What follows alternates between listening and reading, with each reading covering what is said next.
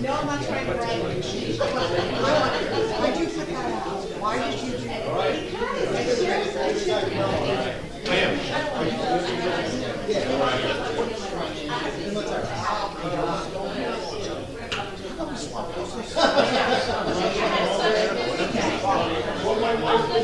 Battery died. I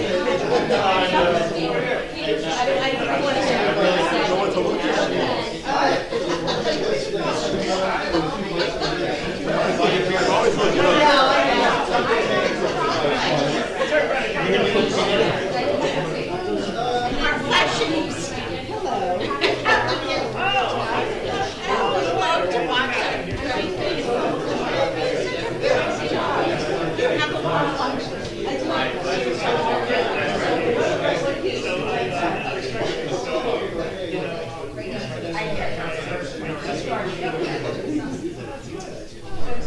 She did a good job.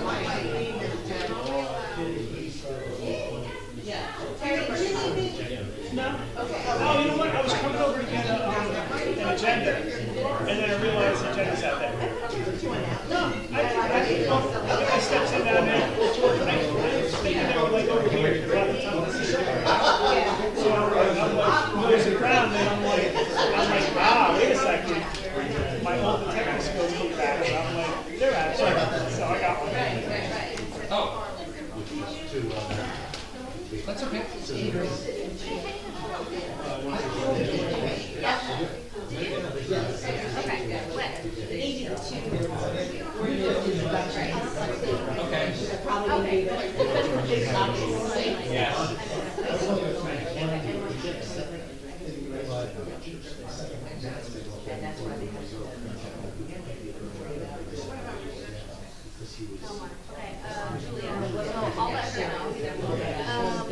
And then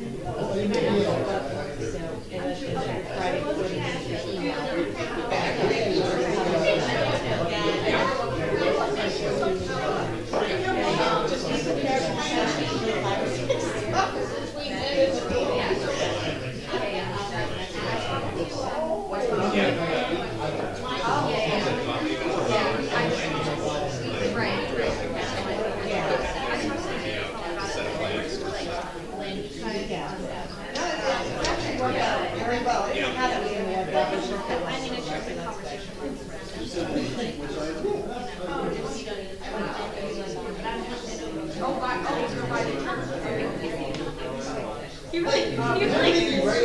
He didn't go very far.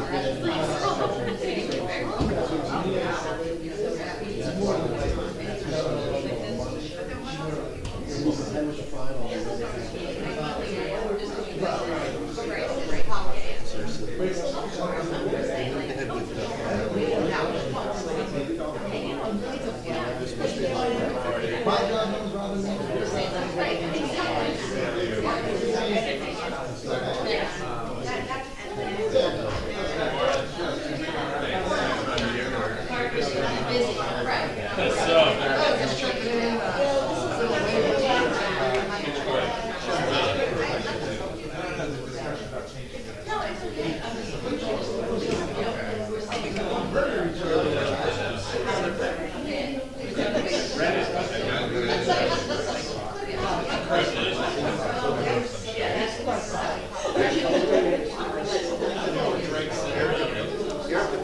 what he did was he just made it that's not good. Sometimes they, it's not good. And that's good there.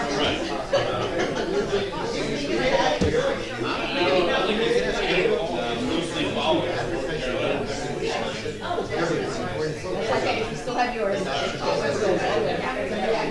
think he was trying to just make it very clean. It's fine. They don't have to legally. That's what they told us. I forgot my last name. No, it's all the ordinance. That's what I'm saying. I I'll call this meeting to order. Please stand for the pledge of allegiance. Pledge of allegiance to the flag of the United States of America and to the republic for which it stands, one nation, under God, indivisible, with liberty and justice for all. I wish to announce that 48-hour notice is required under the Open Public Meetings Act with email to the Asbury Park Press, the Co-Star, and the New Co-Star on December the 19th of 2024, that a copy has been placed on the bulletin board in the borough office and that a copy has been filed with the municipal clerk. Please be advised that public attendance for meetings through Zoom is a courtesy only. If for any reason Zoom fails or is disconnected, the in-person meeting will continue without interruption, and action can and will be taken provided there is an in-person forum. Mr. Noble? Here. Ms. Greenblatt? Here. Mr. Nowicki? Here. Mr. Weber? Temporarily absent, he had to run home. Okay. He's coming back. Mayor Gubitosi? Here. Thank you. Welcome, everybody. We're getting close to closing out the year. Just, well, one of the first things I want to mention, we have one more scheduled meeting, December 17th, but we are very likely, 95% at this point, likely to insert a meeting at the end of this month. So keep your eyes on the agenda if you're really interested. We're targeting November 25th for a special meeting where we'll conduct a little more borough business that we're running out of time on. So we wanted to try to get that in. Let's see. One other thing I want to mention, we have Councilman-elect Mitch Clark joining us tonight. The elections earlier this week, our council members ran unopposed, at least three sitting with me here. Councilman Weber, of course, after 9 years of service, is moving on, retiring, at least for the time being, from council. And Mr. Clark has agreed to run with this team, and again, the team was elected, so we've asked Mitch just to join us so he gets an idea of what it looks like from this perspective. And effective January 1st, Mitch will be up here with us. Mitch, you want to just, wave to everybody or something? It's great to be here, and I look forward to being here. All right, great. Okay, so we've got a pretty full agenda regarding ordinances. We've got a couple of introductions. We've got 5 or 6 adoptions. And the way that works when we get to it, introductions, we will talk about what's going on with those introductions. The public will not have an opportunity to comment on ordinance introductions. As always, what happens is we introduce, then a few weeks go by or so till our next meeting, and then we adopt. When we adopt, the public has the ability to comment at that time. So just letting you know that's coming. First thing we're going to do, though, is item number 5 on the agenda, which should be a relatively brief workshop, but there's been a lot of conversation really over the past few months, at least among council members, employees who help us prepare for our meetings and so forth, that should we consider moving the meeting times for our meetings. And the general idea, I'm sure many of you remember that over the years, when our meetings have started at 6:30 for a number of years now, we've had occasion where meetings ran until 11 o'clock at night, 10 o'clock at night. I'd say this year we've had a pretty good year. We've run to 9 o'clock a few times, but we have not hit 11 or midnight this year. Anyway, we're going to now have a workshop where we're just going to openly discuss in front of the public the pros and cons of considering whether or not we want to move our meeting times up to an earlier start time. And earlier is earlier than 6:30. Folks have talked about as early as 4, 4:30, 5 p.m. Want to get a sense for, what you, the public, think about that, and that's why we want to talk about this out in the open. And also you'll be able to hear our thoughts about, the pros and cons of doing that. So with that said, let's kick off the workshop for item number 5. And I'll start, as I just said, there are a few advantages to the borough, to our administrative staff, folks that operate Zoom, our clerk, and for that matter, many of us who, I'll use myself as an example, I'm sitting in the office here, preparing for the meetings or whatever, go home for an hour or two, check out whatever's on home, and then I come back for the meetings at night. There would be an ease of administration certainly for a lot of the internal staff, if we could make the meeting time start a little closer to the end of the typical business day. the question then becomes, what does that mean, not only to us and the ease of our operations, but what does it mean to our residents in terms of, would residents applaud that because no one gets stuck here at 11 o'clock at night on a long meeting? Or would residents say, I like coming after dinner or after I've, done whatever I'm doing on my own personal time? So, I think there's at least interest in discussing whether or not we want to consider next year moving our meeting times to somewhere between a 4 o'clock and a 5 o'clock or 5:30 start. Even many say even an hour earlier would be a lot better for many of the people preparing. What do you guys think? We'll still have Zoom access, of course, right? I know the catalyst to this, we had a meeting about a month or so ago, and it was 4:30, and about the same amount of people showed up, and a lot of people tuned in, and it worked out really well. And we have a business administrator that's very accessible, and he hands out his cell number to everybody, so a lot of times we can get things done without having people to even come to the meeting. So I feel like we've opened up our communication a lot more to people, that they don't have to wait to have a meeting. And I think between the employees, I think like you said, it's a lot easier on their day. And I'm usually in bed by 8:30, so full disclosure. So I like the idea of an earlier meeting, but I'd love to hear from other council people and the public to see what they feel as well. Yeah, I would just say that, I'm retired for the most part, so for me, the workday could be at any time. And so, but as an individual, it works fine earlier or later, it doesn't really matter. But I think from the public perspective, if somebody was working your normal workday to make it to a meeting, you would have to get off early in order to come attend a meeting. And how often does that happen that you need to be here? So that's the only inconvenience I think there is to the public, is if working 9 to 5 or to 4, to be able to make it here to a meeting could be difficult. But I think there's also the advantage from a financial standpoint to the administration, to the employees, to tighten up that workday. And again, personally, I'm okay with it in either direction other than that. And Sean and John, before you guys comment, one other thought I should have mentioned, forgot. One goal for next year would be, you may recall, we used to have our meetings on Tuesdays. A year or so ago, we moved to Wednesdays, tonight we're Thursday. But in order to hopefully keep a Tuesday schedule, it would also advantage Mr. Cannon, our municipal attorney, who said if we started earlier, it would make him more available. Nothing against having his partner join us, Bill. But that's just one of the potential advantages for us as a borough, to make sure Mr. Cannon can, join us as often as he can. So, I'm accustomed to most public meetings being in the evening, because it really gives the public an opportunity to come without a compromise in their work schedule.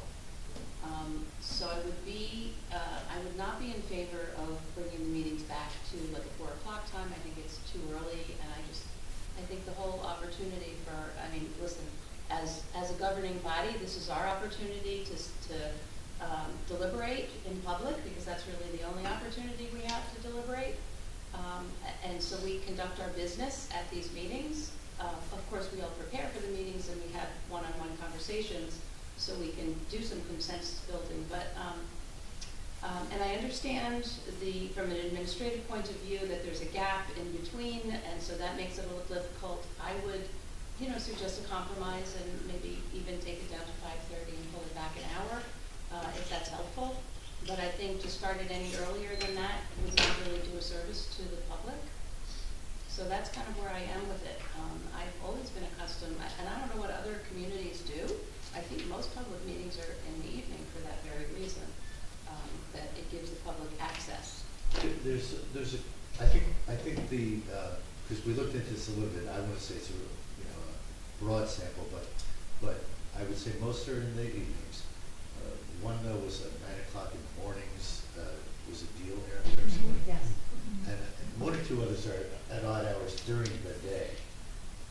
But I think you're right. The assumption is that the majority will probably somewhere around 6:30, 6:30.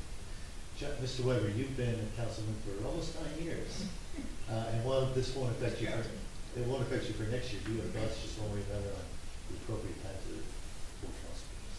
I have one thought, Erica, can the minutes reflect that I got here at 8:38? Absolutely. Very nice. Sorry, 6:38. Yes. So what you're thinking about is 4 o'clock? No. No, We said somewhere earlier than Earlier. 6:30. Yeah. No earlier than 4, no later than 6. I get it. Fun fact, I just came from a town nowhere near here, but in deep South Jersey, at their meetings at 10 a.m. on Tuesday mornings. Shocking. So you're right, I'm not gonna be here, so I don't really have, an opinion. I mean, of course, you want the public to be able to come and to attend. I think it's accurate to say we require more staff than we used to for a meeting because of Zoom and all, things like that. So, maybe splitting it in the middle, maybe hearing from the public is the most important part of this, because it might not really matter what we think. Right. If you change it and you get it wrong, you're gonna hear from them anyway, so maybe. I have a question. But we will. If we do change it and we find it's not working well, can we change it again? Or we're stuck with it for the year? No, we could change it. Okay. You've got to You gotta notice. advertise it. Yeah, the Yeah. notice is for the whole year. But again, I'm not advocating for this, I'm saying, Right. if we did a horrible thing, we could, in March, we could re-notice for the rest You of the year. could. Okay. All right, the public will be able to comment on this in a couple of minutes, but for us now, any other comments before we move on to the next item? All right. Next item are presentations and bids. We've scheduled, nope, they're gonna get an opportunity. to Oh, public I'm comment. sorry, okay. My- Jane is my navigator. Yeah. Sometimes I If navigate you- well. If you're new to these meetings, Jane tells me what to do a lot. Anyway, so for presentations and bids, we have best practices inventory review scheduled, but I'm not sure if our CFO has joined us, Jeanette. No sign up for right. Okay, I'm gonna make a motion that we go out of order, we'll continue with the agenda. If Jeanette's able to join us a little later, we'll move back to this. Otherwise, good. So we're gonna start moving the agenda around, just to make it interesting for folks. I am told that, well, I know, because I saw him sitting in the back, our former mayor, Gary Engelstad, has joined us this evening. And while Mr. Engelstad is very willing to spend the entire evening waiting for us to get the public comment, we have made him the offer to join us a little early. So, Gary? Thank you, Mayor and Council. About 5 years ago was my last meeting as mayor. It was smack in the middle of COVID, so it was me and I think the borough administrator and chief of police, and that was it. And at the end of the meeting, John Weber flew out of that room, scared the crap out of me, and presented me with a lovely gift on behalf of the mayor and council for my years of service. So, John, payback time. Oh, okay. So, in the words of William Shakespeare, I come not to bury John Weber, but to praise. It hurts a self-professed egomaniac to say it, but I'm hard-pressed to think of any elected official in the last 20 years who has had such a positive impact on our town. The accomplishments are many, and I'm sure someone, probably John, will inform me what I might have missed, but I'll give it a try. The Bradley Beach Environmental Commission is a standard bearer, not just in Bradley Beach, but in the state of New Jersey, for its proactive and inclusive actions under John's leadership and tutelage.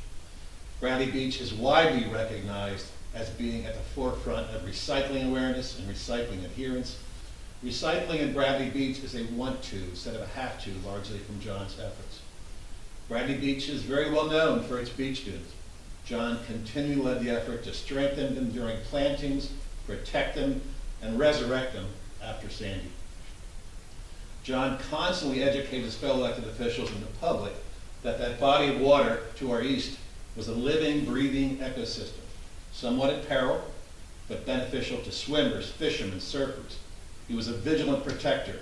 Who knew that keeping trash can lids would protect the ocean? John knew. John worked tirelessly with our business community, where Bradley Beach businesses were moving away from plastic years before the state went in a similar direction. Beach sweeps. I never thought I would have so much fun going, bottle cap, cigarette butt, bottle cap, cigarette butt. Thank you for those efforts. Those were not just great moments for the beach, but just a great moments for our community. John was the primary driving force behind the rebirth of a proactive shade tree commission that truly celebrates our Bradley Beach forest and works tirelessly to help it. John may deny this next one, but about a number of years ago, there was a church for sale in town, and I didn't know what to do, and John said, let's buy it. Doesn't work out, maybe we'll flip it someday and make a lot of money. So, see, you knew it. So that's enough about John. Let's talk about me. When I was first elected mayor, and a few years later, John joined the council. It was hilarious how a few people came up to me and said, "What are you going to do about Weber?" It was almost like they were saying Vader, or And I said, John and I just laughed. And I said, John and I will be fine. We both share a passion for the town. We don't engage in, forgive my French, petty bullshit. And John and I were more than fine. I had and always will have the utmost respect for someone who is, as John reminds me, much smarter than I am.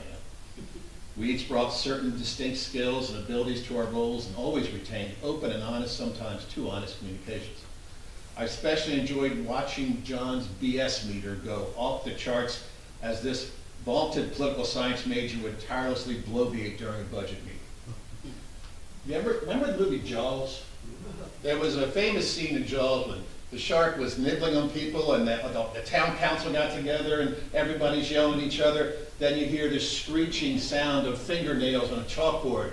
And it was Quint, the fisherman, who said, I know how to do this. And John, you are Quint in Bradley Beach. I know you may not respect being a Narragansett swilling Irish fisherman, but you are the voice of reason. I always appreciate it. Anyway, John, thank you for your service to the borough. You are leaving it much better place than you found it. You have definitely left your mark, and the borough's residents are deeply, as I am, grateful for you. So.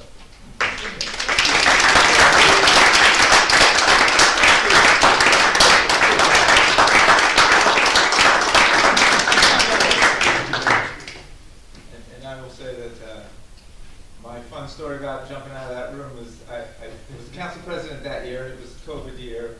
And I was fond of saying afterwards that the only thing the council asked me to do as council president is to do that. And to go and hide the closet and surprise Gary at his last meeting. So this was a surprise to me because it was not my last meeting, but I hope you're enjoying the plaque or whatever it is we did.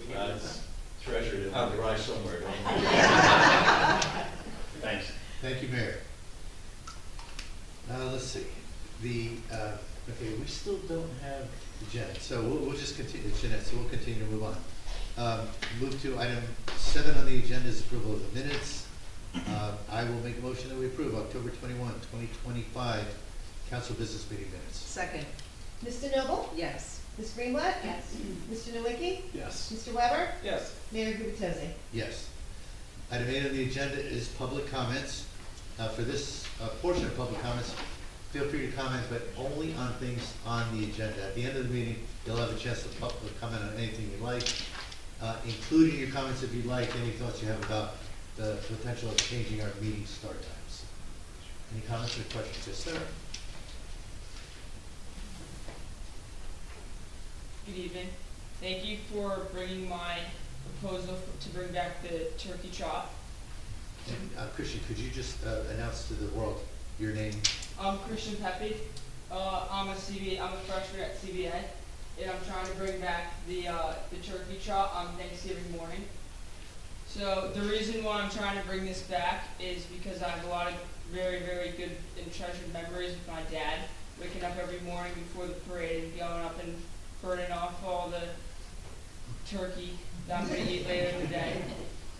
But I think for me, the money that I'm raising is going to go to the Mercy Center so we can feed people who don't have any food on Thanksgiving, so they could have a good time and they could have something to eat and enjoy their Thanksgiving.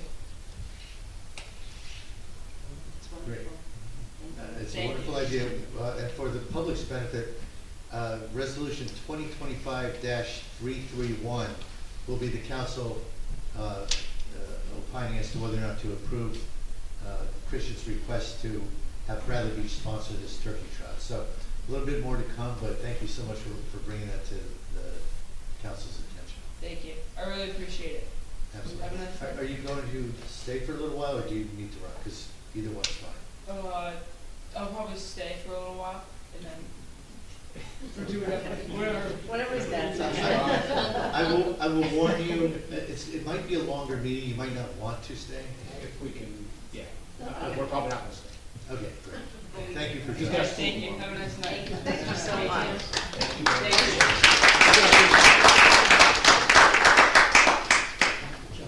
Any other public comments or questions about the agenda, any item on the agenda? Mr. Nishampkin, I see your hand is up. Thank you. Paul Nishampkin, 411 Apple Lane. I just wanted to comment on changing the hours of the council meetings. I think unless you only want to have old, retired, cranky people like me show up, you shouldn't have it during business hours. I vote for leaving it where it is now. Okay, great, thank you. Anything else, Paul? Nope. Okay, thank you, sir. Brigitte, in the back.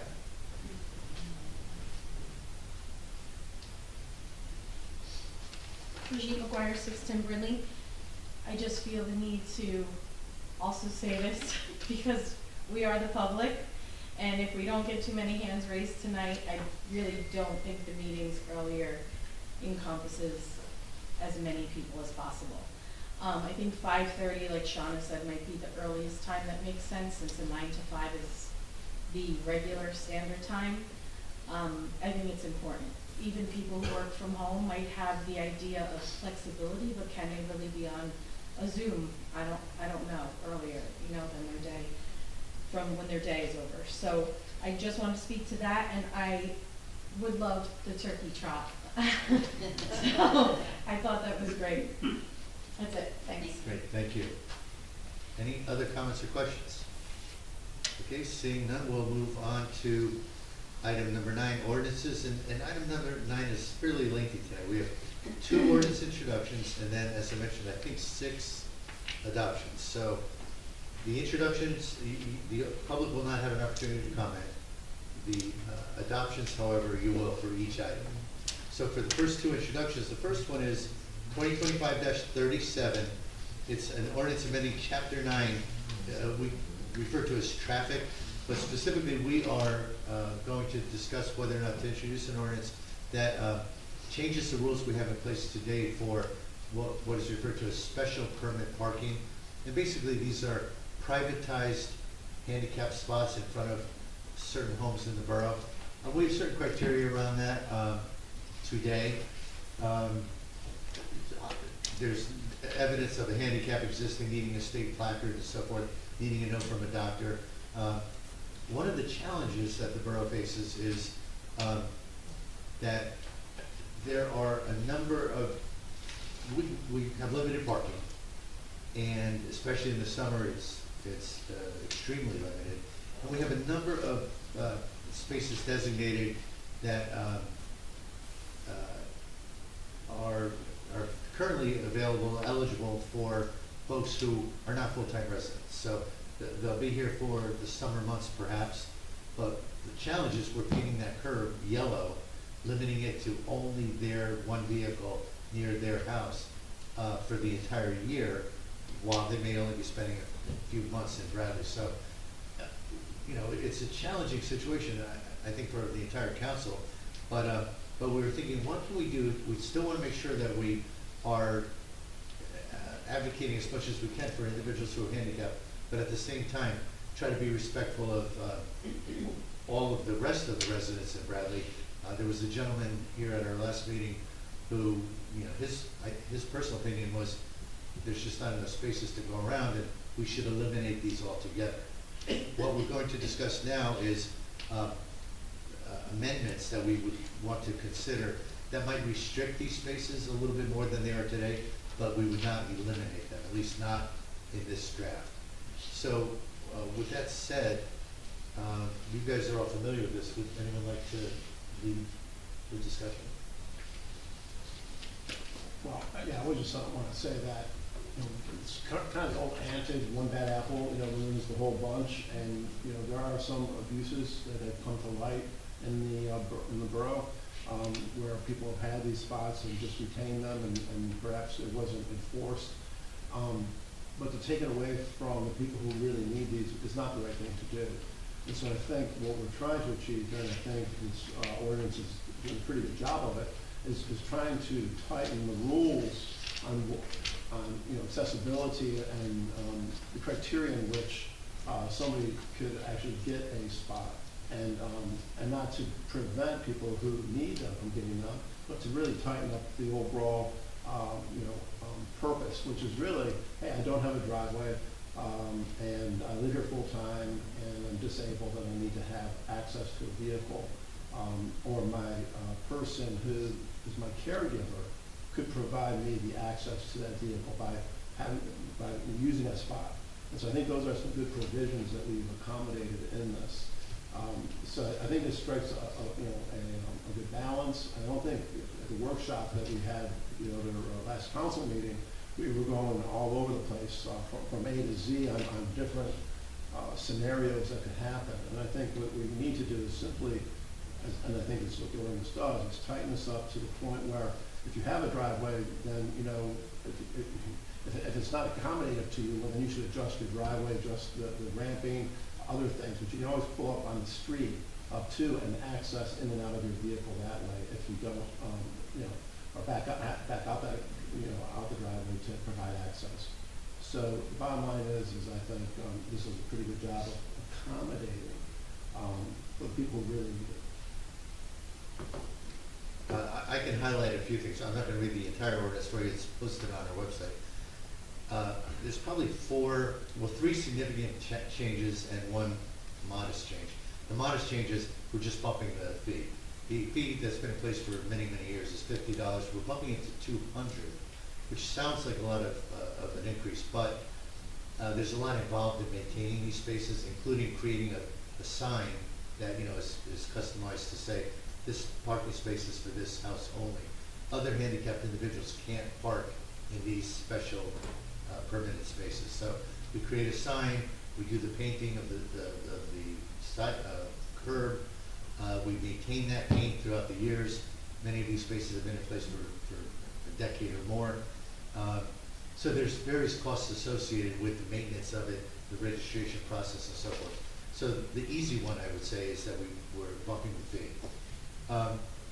Probably the most significant one is this ordinance would make these spaces available where a resident has Bradley Beach as their primary residence. So if their primary residence is up in northern New Jersey, if it's in Florida, they would not be eligible for these spaces. And as I mentioned earlier, that's largely because we don't want to take away parking from all their neighbors for an entire year when they would be in borough perhaps for the summer. A second significant change, I think this is one that's a very logical change. We've had a very broad range of physician documentation. We do require a physician's note today, but the notes can be very limited. My patient needs a parking space close to their home. Literally, we've had doctors write that. So we have created with our borough attorney and with other experts to help us make sure we're not in violation of HIPAA or any other confidentiality requirements, we've created a physician's attestation form. And it basically lays out a statement that the physician must sign, but the statement is pre-created, pre-structured. And it basically is the physician attesting that their patient really struggles with mobility, that they have very limited mobility. And maybe that's a nothing. Hopefully all the physicians thought that way anyway, but we're just getting them all to state it very clearly for the record. And the third one is, historically we have had these spaces available on county and state highways. We really don't have the ability to authorize that. That goes through a permitting process with the state or the county. Going forward, we're not going to, our ordinance is not going to permit these because the borough doesn't want to be in the place of filing permits on behalf of private residents. So if someone has a disability but lives on Ocean Avenue, Brindley, or Lake Terrace, or Main Street, I don't think we've ever had these on Main Street anyway, but on the other county roads, we won't be completing those permits any longer. The individual can do that with the county. Those are the key changes. Any other comments or questions? Thoughts? Good changes. Yep. Okay, I will then, again, we won't open this to the public tonight, but you will have a shot at this in a few weeks. But I'll make a motion that we approve the introduction of 2025-37. Second. Ms. DeNoble? Yes. Ms. Greenwett? Yes. Mr. Nowicki? Yes. Mr. Weber? Yes. Mayor Gubitosi? Yes.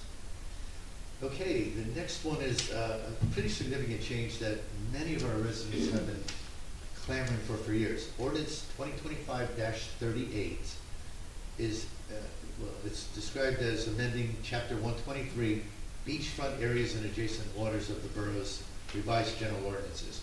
What we're contemplating here is making beach lockers available only to residents of Bradley Beach, and residents and/or property owners. Many of you may or may not know this, we have over 500 lockers today deployed on the beach, with people leasing those 540 lockers, give or take. We have a waiting list of 333 more people, many of whom, some of you may in this room be on that waiting list. Many of our residents have come to meetings and said, I've been on this waiting list 5 years and I've only moved 2 spaces. I'll speak for myself. I, for one, I've been on the council for 5 years, between mayor and council. I was under the impression we had no choice. I thought these lockers had to be made available to all, whether we were residents of Bradley Beach or not. The beach must be accessible to all. Parking must be accessible to all. Bathrooms must be accessible to all. We have learned through residents bringing it to our attention, and then inquiry we've done with our attorneys, that in fact we can discriminate in favor of our residents. So this ordinance introduction is basically structured to say, if you are not a resident, residence is not your primary residence in Bradley Beach, you're not eligible for a locker. You can live here 6 months and a day and have it on your driver's license, and you can get a locker. But if your primary residence is in Florida or in upstate New Jersey or New York, you would not be eligible for a locker. I just want to clarify though, if you own a home and you. Getting there. Oh, I'm sorry. That's right. I paused to breathe. I'm sorry. The other, thank you, Sean. Sorry. The other eligibility criteria would be if you own property in Bradley Beach, if you own a home in Bradley Beach. So, for example, my neighbors on both sides of me, ironically, own a home. They don't rent it. It largely sits vacant through a large part of the year, but they live here in the summer. They come down on certain weekends. They pay property taxes just like I do. They have beach lockers. I think they both have beach lockers. But regardless, when you think about how do you make these lockers, which are now in high demand, how are we fair to our residents? We, the council, have discussed, one-on-ones. We should recognize a homeowner who's paying taxes just like all of us who live here full-time and make them eligible to get a locker. Now, there are people who own 2 or 3 homes. They might live in one and they might rent out the other 2. They may have Airbnb type businesses, whatever. One of the stipulations in this new ordinance is that any one individual, any one family unit would be allowed a maximum of 1 locker. So if you own 3 properties and your tenants in those properties, if they are primary residents in Bradley Beach, they're year-long renters, they can get a beach locker. If you own a property and you have 3 rental units on that one property, 3 different families could each get a beach locker because they've got primary residence in Bradley. But if you own a home separately and you get a locker, you don't also get a locker for owning the other property. So basically, we're trying to contain this to, one locker per individual/family unit. There are other tweaks to this, but for the most part, so we go through, because today we don't differentiate between residents and non-residents, we do go through some detail here distinguishing how, what eligibility is required, as I just described it, what documentation is needed. The one other key feature here is, if we do move forward with this, this anticipates, we may have 100 or 200, we may have a lot of people that currently have lockers that are renewing them every year that are not residents of Bradley Beach. They may live in Neptune City, they may live in New York City. They can live anywhere they want. But when we change this, what this current draft stipulates is they would, for those individuals who are already renting lockers, they would continue, they'd have the ability to renew and continue to rent this year, this coming summer. At the end of this summer, they would not be able to renew after that. The waiting list would open up, and people who are on the waiting list, residents only and landowners only, would be able to then be eligible for lockers. So those are the key issues, but you're all familiar with this. Any other comments or thoughts? A couple key things that you didn't mention. One is that currently the beach lockers are in the beach utility. So those would come out of the beach utility and would be managed by the town, no longer be part of the beach utility, which then affords us the ability to discriminate to residents only. And then the second point that we had talked about, had come as an option, is to allow our the borough employees and first aid as well as fire to have access to the lockers because they serve the community, and we would want them to spend as much time as they could in our beaches because it's a perk for them, but also it's great to have those individuals present on our beaches and in our community, even though they don't live here, because they work here to serve the community. So I think those are some key other additions that I think that are really important. If this was to go forward, we still afford that. And I know before this comment, I know on this council, Councilman Weber, last time we brought this up, or at least a conversation you and I had, you raised concerns about not broader grandfathering. I'll give you your chance to speak, of course. But we've got, as individuals, we've gone back and forth on a few of these components. Grandfathering, doing it for 1 year gives people time to transition, but clearly that's much harsher, if you will, than grandfathering people for eternity until they choose to not renew. And Paul, to your point, the employees, the discussion was, employees, not all employees live in Bradley Beach. Perhaps not all can afford it, but they serve Bradley Beach. They serve our residents. We volunteers, first aid and fire. There may be 2 or 3 employees that actually want to have a locker in Bradley Beach. And if they want it, they will pay for it, just like every resident. But this ordinance plans to treat them as an equal status to a resident. They could equally get on a wait list. Equally get on a wait list. Okay, right, so they don't bump ahead of. Correct. Okay. Or maintain the locker that they may already have. Correct. Right, okay. And I just also want to add that, it's not a revenue stream. It's the money that comes in for the lockers, for the building or maintenance of the lockers, as well as the annual fee, is really to cover the cost of maintaining the lockers and for the manpower to put them out, put them back, and so forth. And I know that, John, you're going to talk shortly, this concept of, is it elitist that we are now that we have an opportunity, we see, to serve our residents and to give our residents priority to lockers who live locally in Bradley Beach, to be able to have, all of their beach chairs and everything right on the beach, and then be able to simply walk or bike ride to the beach is a great advantage. And, I was amazed to see only a few days ago when I got this information that we have a wait list of 333 people.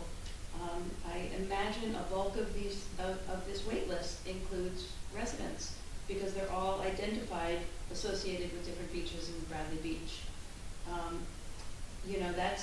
It's fewer cars that come to the beach. I think also for the out-of-towners, that have had lockers in Bradley Beach, they're very often driving to Bradley Beach. They're parking there. So if they're coming with their car, they can also come with their beach gear. In a way that residents, it's a little bit more of an onerous for those of us who are living in town to trudge all of our beach gear to the beach every day, unless we drive to the beach. So, I mean, I don't see it as anything elitist.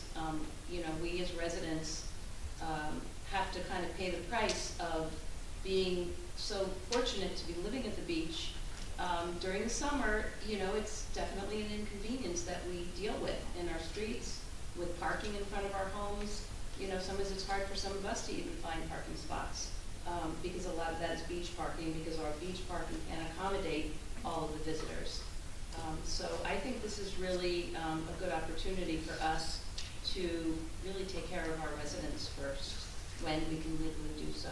And I'm really in favor of this. Thank you, Councilwoman. Councilman Weber?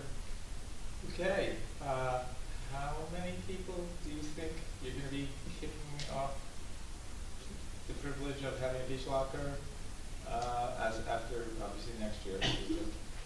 How many people, 150 people, or is it Yeah, more that's a than that? reasonable estimate. We don't know for sure because we don't track their addresses, but. Okay, so you're gonna kick 150 people off. I'm not gonna have to deal with this, you all are gonna have to deal with that. Those people are never, ever coming to this town again, just so you know, okay? But you're gonna add, Matt, how many full-time employees?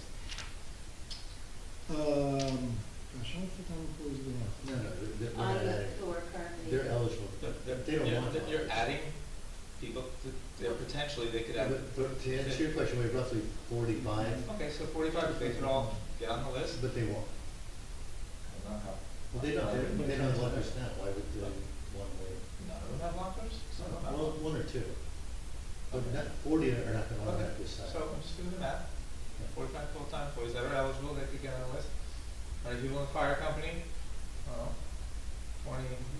Chinese people are all 20 eligible now. Okay, is it my time to speak, or is it my time to speak? I'm But just they're saying, eligible now. We're gonna. Teachers too. They're all eligible. Employees, fire, first aid, they're all eligible Well, now. they may want it more because they think it's a sort of, my point is we're adding a bunch of people to it and, you know, and we're pushing away a couple hundred people, 150 people that, again, they're never gonna come to this town again, they're certainly gonna say bad things. I have a question about the definition of property owner. It says an individual who's listed on the tax rolls of the borough. What if a couple's married and the house is simply in one of the spouse's names, the other spouse is not on the tax roll? It would seem like the other spouse couldn't get a locker in their name. It's like it's kind of limiting it to the one person.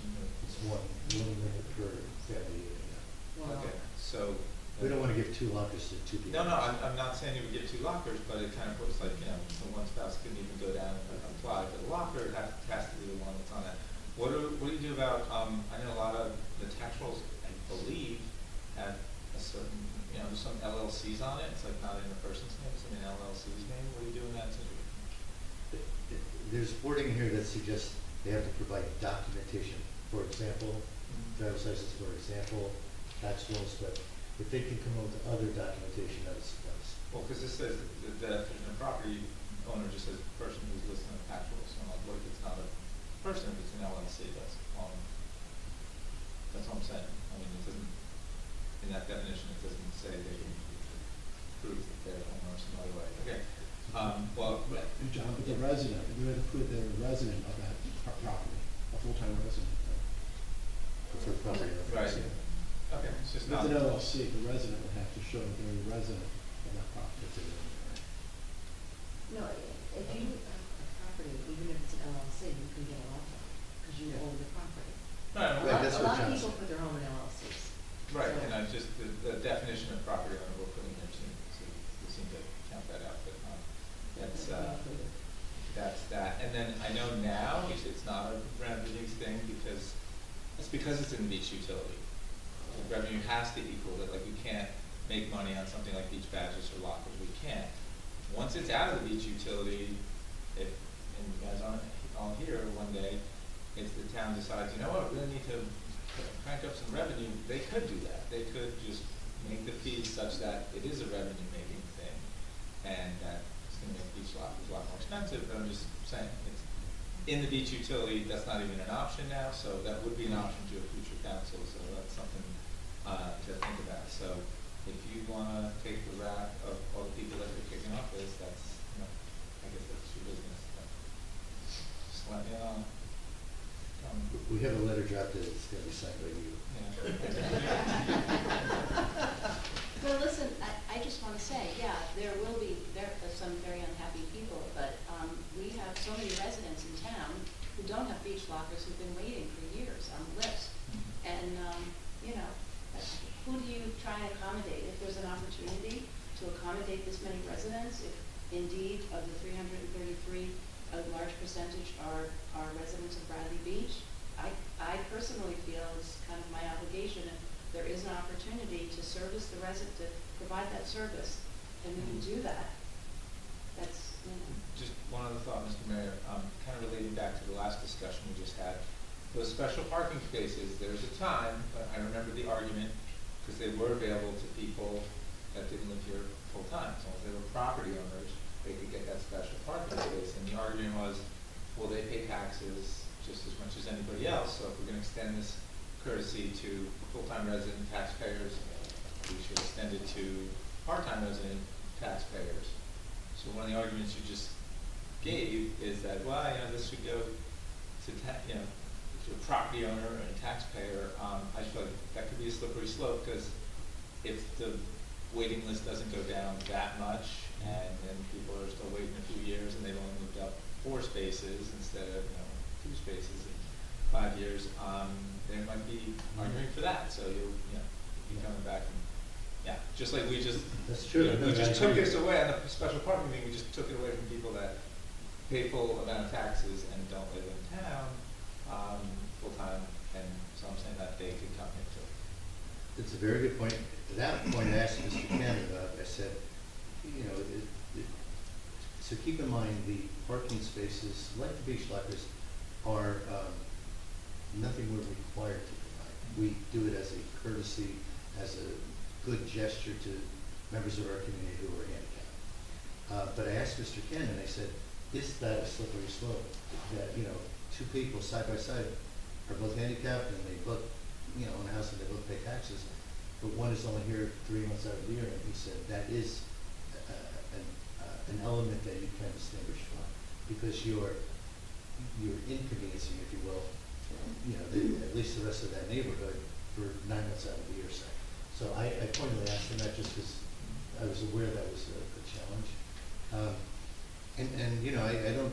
I don't disagree with you. People think, I think a lot of our residents will think this is you're number 500 on the waiting list now, and they think this is a panacea. Well, you may move to 150 on the waiting list or 200 on the waiting list. So you're right, we're still going to have a waiting list. I think what at least I feel is residents are going to be more understanding if the people ahead of them on that list are fellow residents. What people have complained to me personally about is, you're making these available to out-of-towners when you don't have any legal requirement to do so. And that's what swayed me once I found out. I thought we did have a legal requirement. Once Mr. Cannon explained that we don't, that honestly swayed me as well. Any other comments?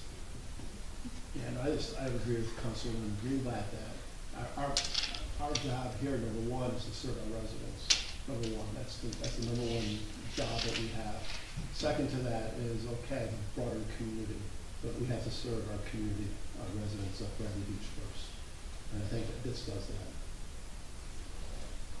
Okay, if there are no other comments, I will make a motion that we approve for introduction ordinance 2025-38, the beachfront areas and adjacent waters, modifications relating to beach locker rentals. Second. Ms. DeNoble? Yes. Ms. Greenblatt? Yes. Mr. Nowicki? Yes. Mr. Weber? No.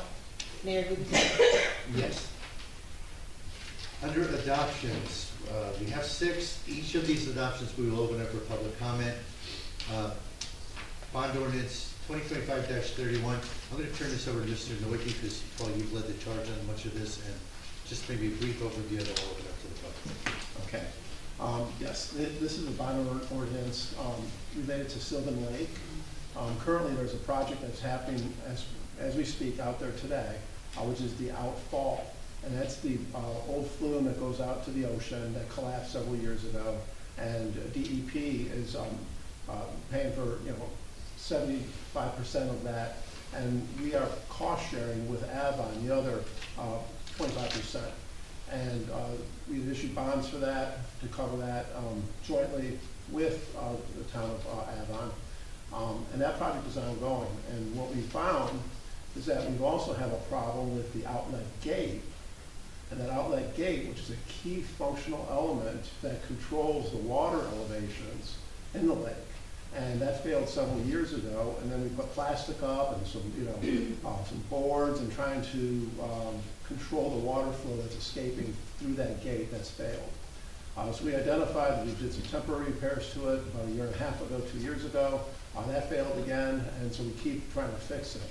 DEP has agreed that, this isn't necessarily a quote emergency because it didn't collapse and the water all flow out yet, but it is leaking and it's an imminent failure at some point.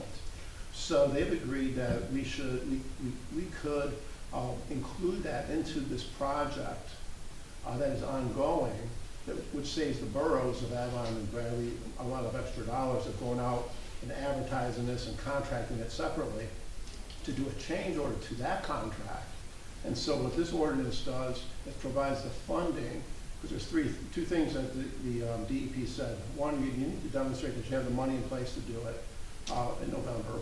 And two, you need to get your permits in and the design done. And be able to show that you're able to then incorporate it timely, not to delay that project. So we've done those, checked those boxes. Permits have been submitted to DEP for the general permits for wetlands, as well as a permit for dam safety. And the engineering documents are being advanced to be able to issue a change order. And this here is the last piece of that puzzle, is putting the dollars in place to be able to show DEP that that Avon and us are willing to support this project. We've also asked the DEP to come to the table with additional funds. We know they have contingency money in their contract. And they said, if in fact they don't have to spend that contingency, in other words, that the existing project moves on schedule, on time, and within costs, that contingency money could be considered to be applied to this, which would then reduce the amount that we would have to spend in this bond. So we're trying to get that to happen. We're also trying to negotiate with the contractor ultimately to get the price as low as possible so that we can actually come in under this dollar value. This is basically a fund to be able to basically put enough dollars in place to make sure that we can actually issue this if in fact we don't get additional money from DEP. But we are hopeful that we can get some money from DEP if everything goes well on the existing project. So that's what this ordinance is for, and so it increases $960,000, which is soft and hard costs for the replacement of the Sylvan Lake Gate, which is a critical element to the functionality of the controlling of the water levels of the lake. And we could have identified that extra, was it $900,000 or so?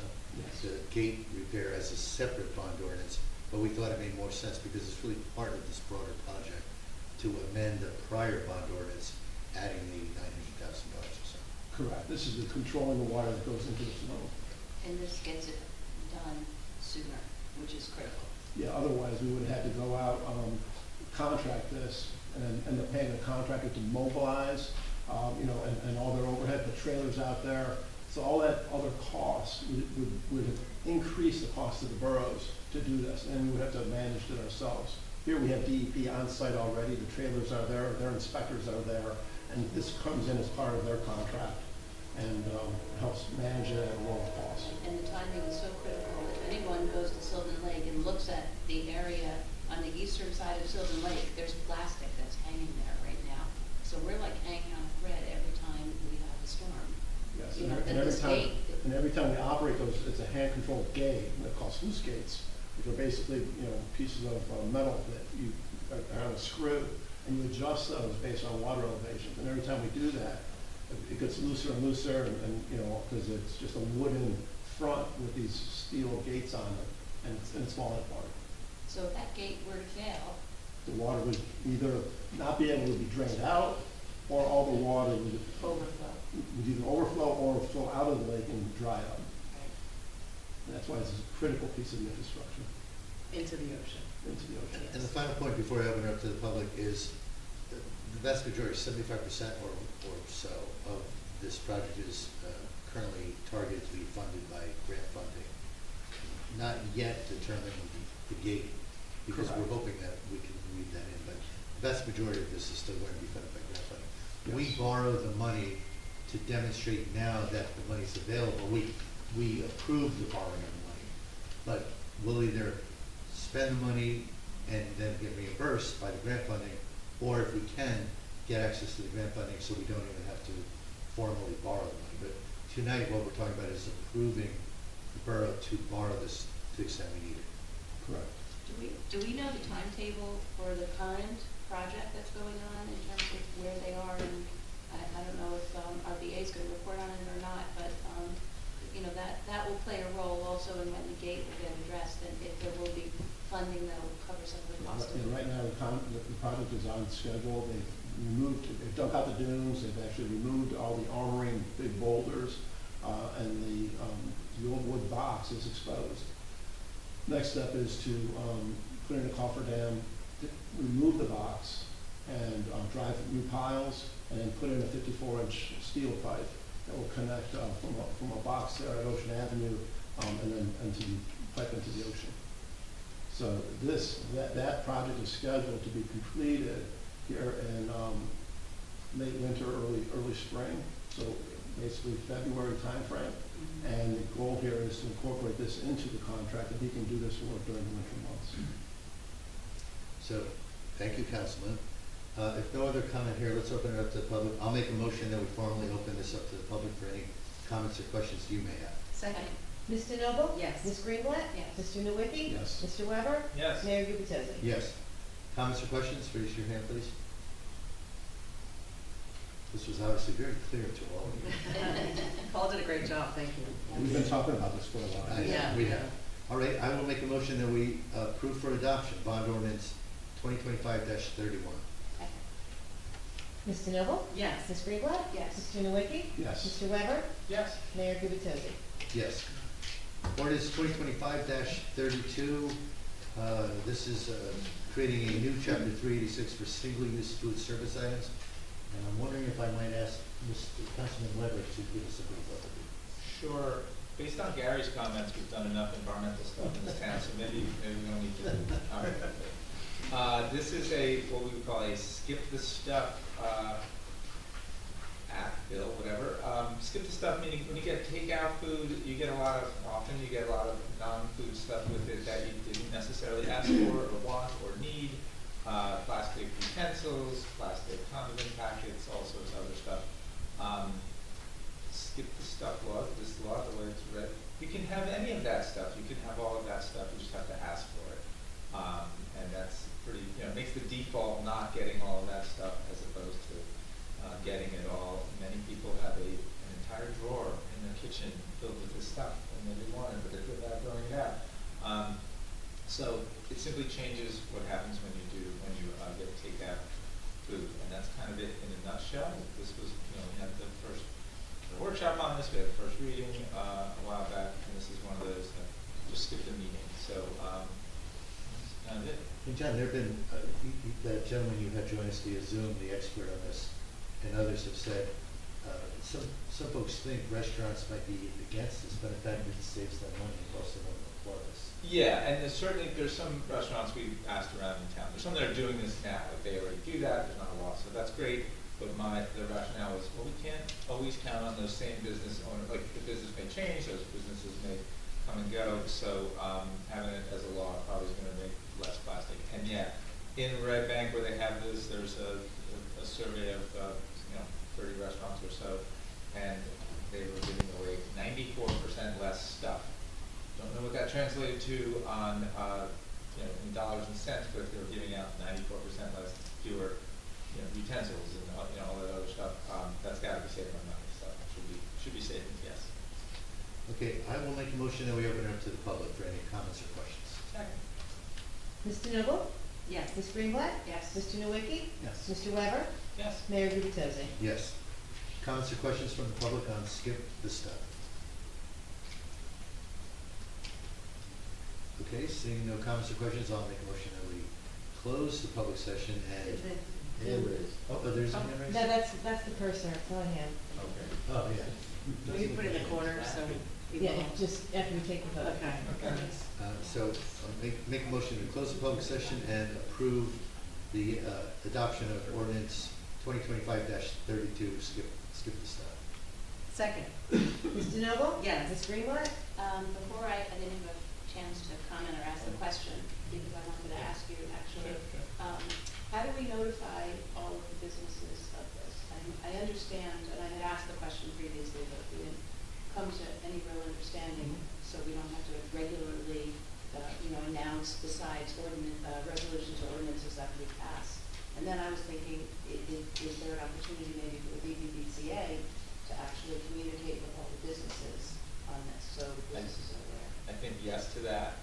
I should have mentioned, there's essentially a grace period in the law, it's 3 months, so there's gonna be 3 months of education, just getting the restaurants attuned to that. I don't think we want to be prescriptive in the law to say, this has to happen, that has to happen. BBBCA is a great option. I'm going to reach out to the administrator, say, what's best? I mean, is it a letter, is it, what's best, and figure out what's best, but I think involving BBBCA and the Environmental Commission is going to be involved and to do that. But we're going to have 3 months to do that, and they'll get up to speed in 3 months. And that gives them the time to, go through inventory or whatever before we get into the, ramp up to the spring. Well, thank you, John, and absolutely yes. Mr. Nowicki? Yes. Mr. Weber? Yes. Mayor Gubitosi? Yes. All right, ordinance 2025-33. This is regarding amending chapter 270, specifically about planting strips, and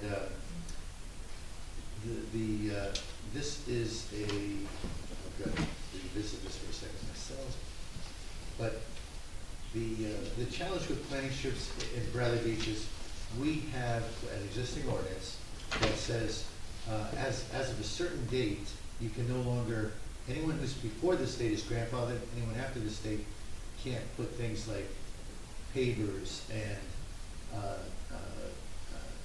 what's it called, astroturf and other things in the planting strip. The problem with that is nobody within the borough has a record of exactly who had these things and who didn't have these things as of that date, which was over a decade ago. So largely what we're doing here is we've changed wording to say we're getting away from measuring it as of any particular effective date and calling it grandfathered. Instead, we're still saying these same things are not to be approved, not allowed in the borough. That's not changing.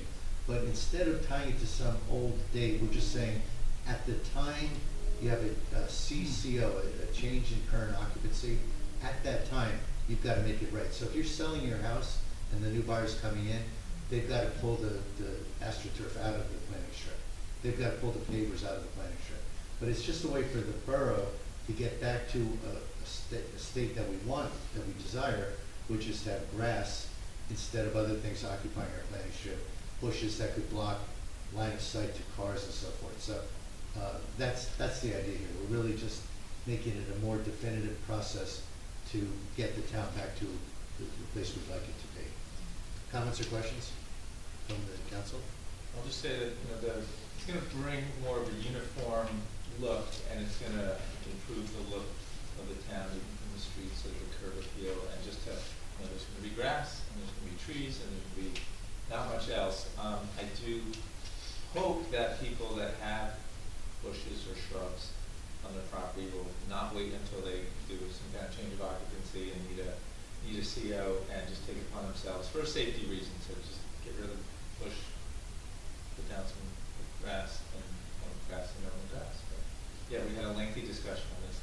A couple meetings ago. Any other comments, questions from the council? Yeah. Okay, I'll make a motion, we open it up to the public to ask any questions or make any comments you have on 2025-33, our amendments to the planning strips. Mr. Noble? Yes. Ms. Greenblatt? Yes. Mr. Nowicki? Yes. Mr. Weber? Yes. Mayor Gubitosi? Yes. Comments or questions from the public?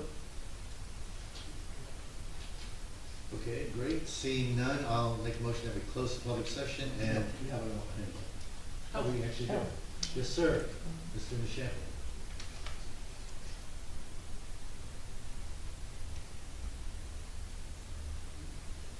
Okay, thank you. Paul Nishampa, 411 Ave Lorraine. I think last time we had a workshop on this or a discussion, I mentioned that actually having a pathway going through the planning strip is very handy for people with mobility problems and getting to their cars or getting out of a car and visiting somebody. And I really think it's a shame that we're effectively outlawing those when somebody buys a new property. They will not be able to maintain that little sidewalk going to the street. Thank you. Okay. Thank you for your comment. Other comments or questions? Okay. I will make a motion that we formally close the public session and adopt 2025-33 planning strips. Second. Mr. Noble? Yes. Ms. Greenblatt? Mr. Nowicki? Yes. Mr. Weber? Yes. Mayor Gubitosi? Yes. 2025-34 is an increase in zoning fees. This is actually pretty straightforward. We had not had a zoning permit increase in at least a decade. We couldn't pin down exactly when the last one was updated, but the current zoning permit fee is $45. We're bumping that to $75. Again, it's been over a decade. And there's a thing called the zoning determination, which I'm told by our zoning department, as far as they know, no one's ever asked them to do this. There's a current fee for that, and I'll explain it in a second. We charge $100, same thing, it's been that way for many years. We're moving that to $150. The reality is nobody seems to utilize this service, but especially realtors, I'm told, are usually the ones who, if they're helping you sell your house, and they want to attest to potential buyers that everything's good, it's zoned the right way, the fence is not too far away or too close to your yard or your neighbor's yard or whatever. You can come in this case now you pay $150. Our zoning officer would go through our records, go through the files we have, and give an attestation that the house is compliant. So that's the idea of it. Again, no one tends to use it, but if anyone needs that, we bump the fee from $100 to $150. That's really all that's happening here. Any other comments or questions? Make a motion that we open it to the public for comments or questions. Second. Mr. Noble? Yes. Ms. Greenblatt? Yes. Mr. Nowicki? Yes. Mr. Weber? Yes. Mayor Gubitosi? Yes. Comments or questions, ladies and gentlemen? Are these things on? We've been doing this a lot though already, so. All right, seeing no questions in Zoom either, I'll make a motion that we close the public session and we adopt 2025-34, the increase in zoning fees. Second. Mr. Noble? Yes. Ms. Greenblatt? Yes. Mr. Nowicki? Yes. Mr. Weber? Yes. Mayor Gubitosi? Yes. Okay, 2 to go. Ordinance 2025-35 is basically replacing current chapter 120 in our E-code related to bamboo and invasive plants. And what's really happening here is we have an ordinance that's largely ineffective in our efforts to regulate bamboo. The key problem with bamboo is experts tell us, and apparently this is their reality, they never know if they're trying to remove it, if they got it all out, without coming back to inspect it a year later. We don't have any requirement yet to come back to inspect a year later. We don't have any official fines in place for folks who are not managing their bamboo. Again, bamboo can be a problem not only for the owner of the property, but for adjacent properties. So this is an effort to better control the planting and or spreading of bamboo in the borough. So we've included in here now additional definitions around fines, and additional definitions around times of inspection to make sure that bamboo removal has been complete. That's largely what's happening here. Any comments or questions? Council? Okay, make a motion that we open it to the public for comments or questions on 2025-35. Second. I have a question. One second. Mr. Noble? Yes. Ms. Greenblatt? Yes. Mr. Nowicki? Yes. Mr. Weber? Yes. Mayor Gubatosi? Yes. Mrs. Virtue, Mary Virtue, 420. come on up.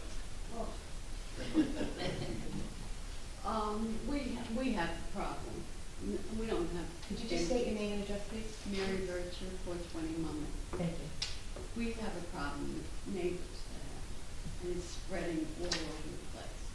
Now, they won't let anybody in their yard to inspect anything. So what do you do about that? She's really, you know. We have this issue all over town, and we have a solution for it.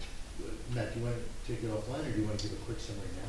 Yeah, here's my card, my son on it. Just give me a call tomorrow, or they'll send a code enforcer to the house there. That's all. Oh, we've had this issue, and our code enforcement will, he has authority to enter the property. Yeah, because every spring, they don't know property. It probably gets worse each year. Yeah, it is getting worse. And we really, They grow fast. yeah, and you can't stop them. Part of our old ordinance that we're changing, well, we're leaving it in, but we know it's relatively ineffective. Our old ordinance says you put a metal sheet 3 feet down. Now we've been told subsequent to adopting that ordinance, which was a couple of years ago, that basically metal doesn't stop bamboo. If given enough time, it'll find its way around. So, but what we've also found is we can aggressively enforce this. And we want to take the pressure off of the neighbors. We don't want neighbors having to tattle on neighbors. Right. So code is doing our best. For example, there's one house that, I won't mention the addresses, but there's one house that bamboo was pretty close to the street. And, code talked to that person. That person brought a lawyer, and we still were able to reach an understanding that they had to better manage their bamboo. So please let Mr. Doherty know. We'll definitely get on. Yeah, give me a call anytime after 4:30 in the morning. All right.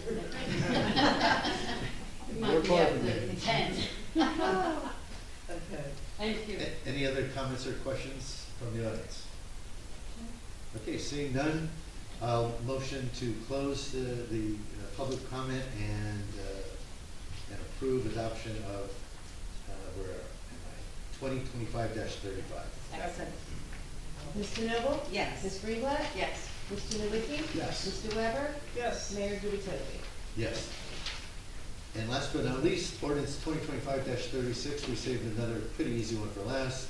Chapter 160 is being amended, a handful, 4 or 5 construction code fees for construction permits and so forth.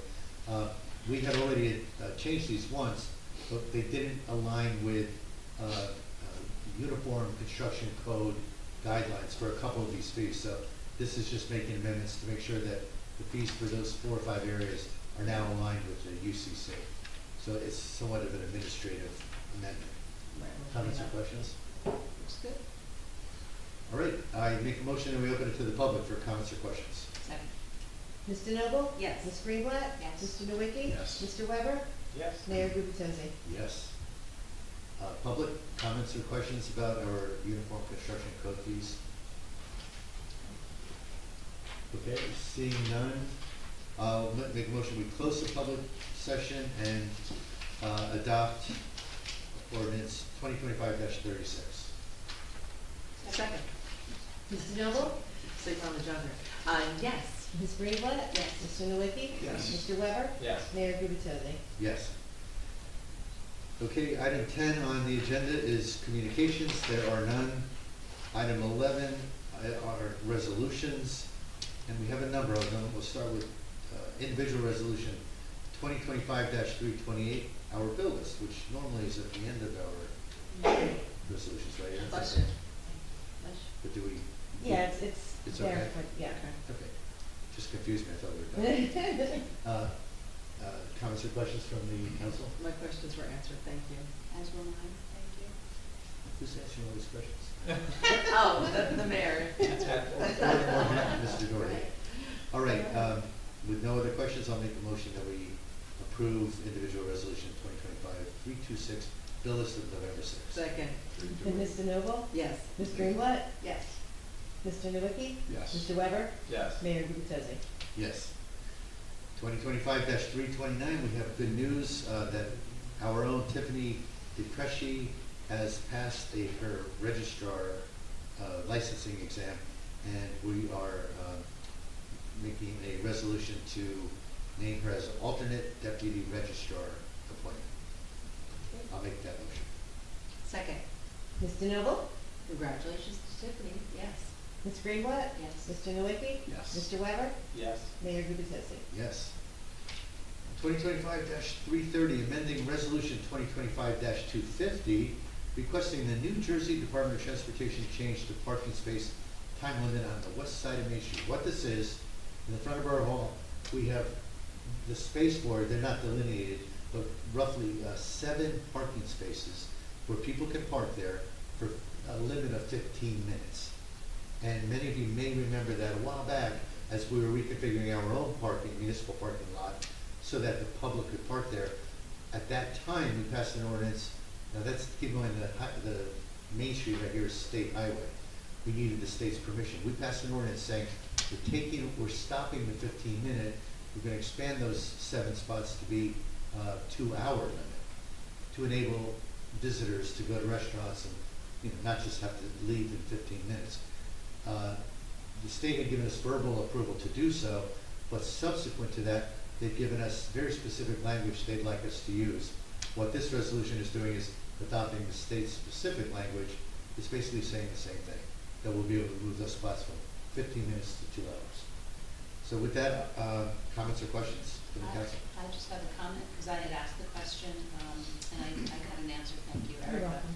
And that was, from 8 AM to 6 PM is what was needed to be included in that, for 2-hour parking on that area. And so my understanding is that now it aligns with the rest of the street, or the rest of a portion of Main Street or Route 71.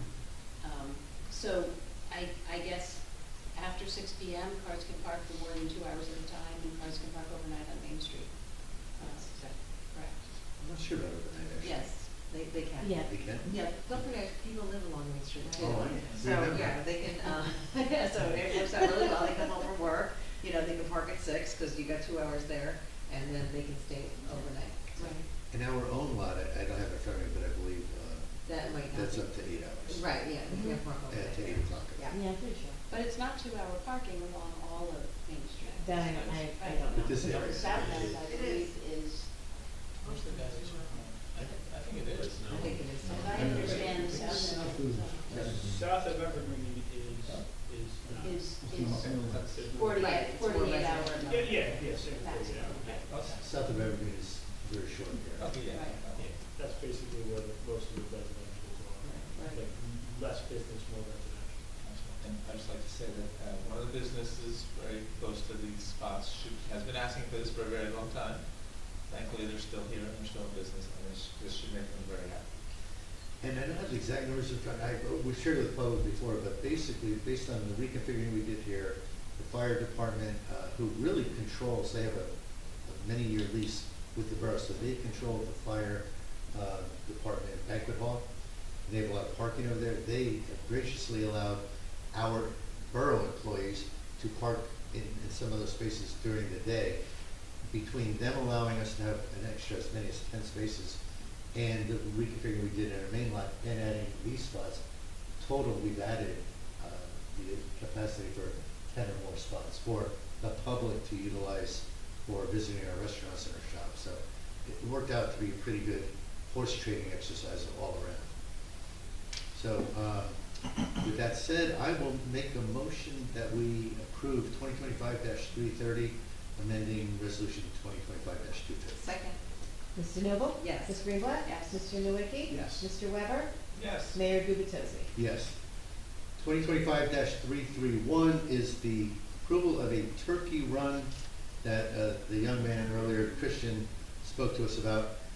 Mr. Doherty, can you just give the public a quick overview of the background on that, because I know you were instrumental in working with them. Yes, so there had been a turkey trot run in the past that benefited the pond in Avon. People remember what that was. It was an ice skating rink sort of by the train tracks in Avon.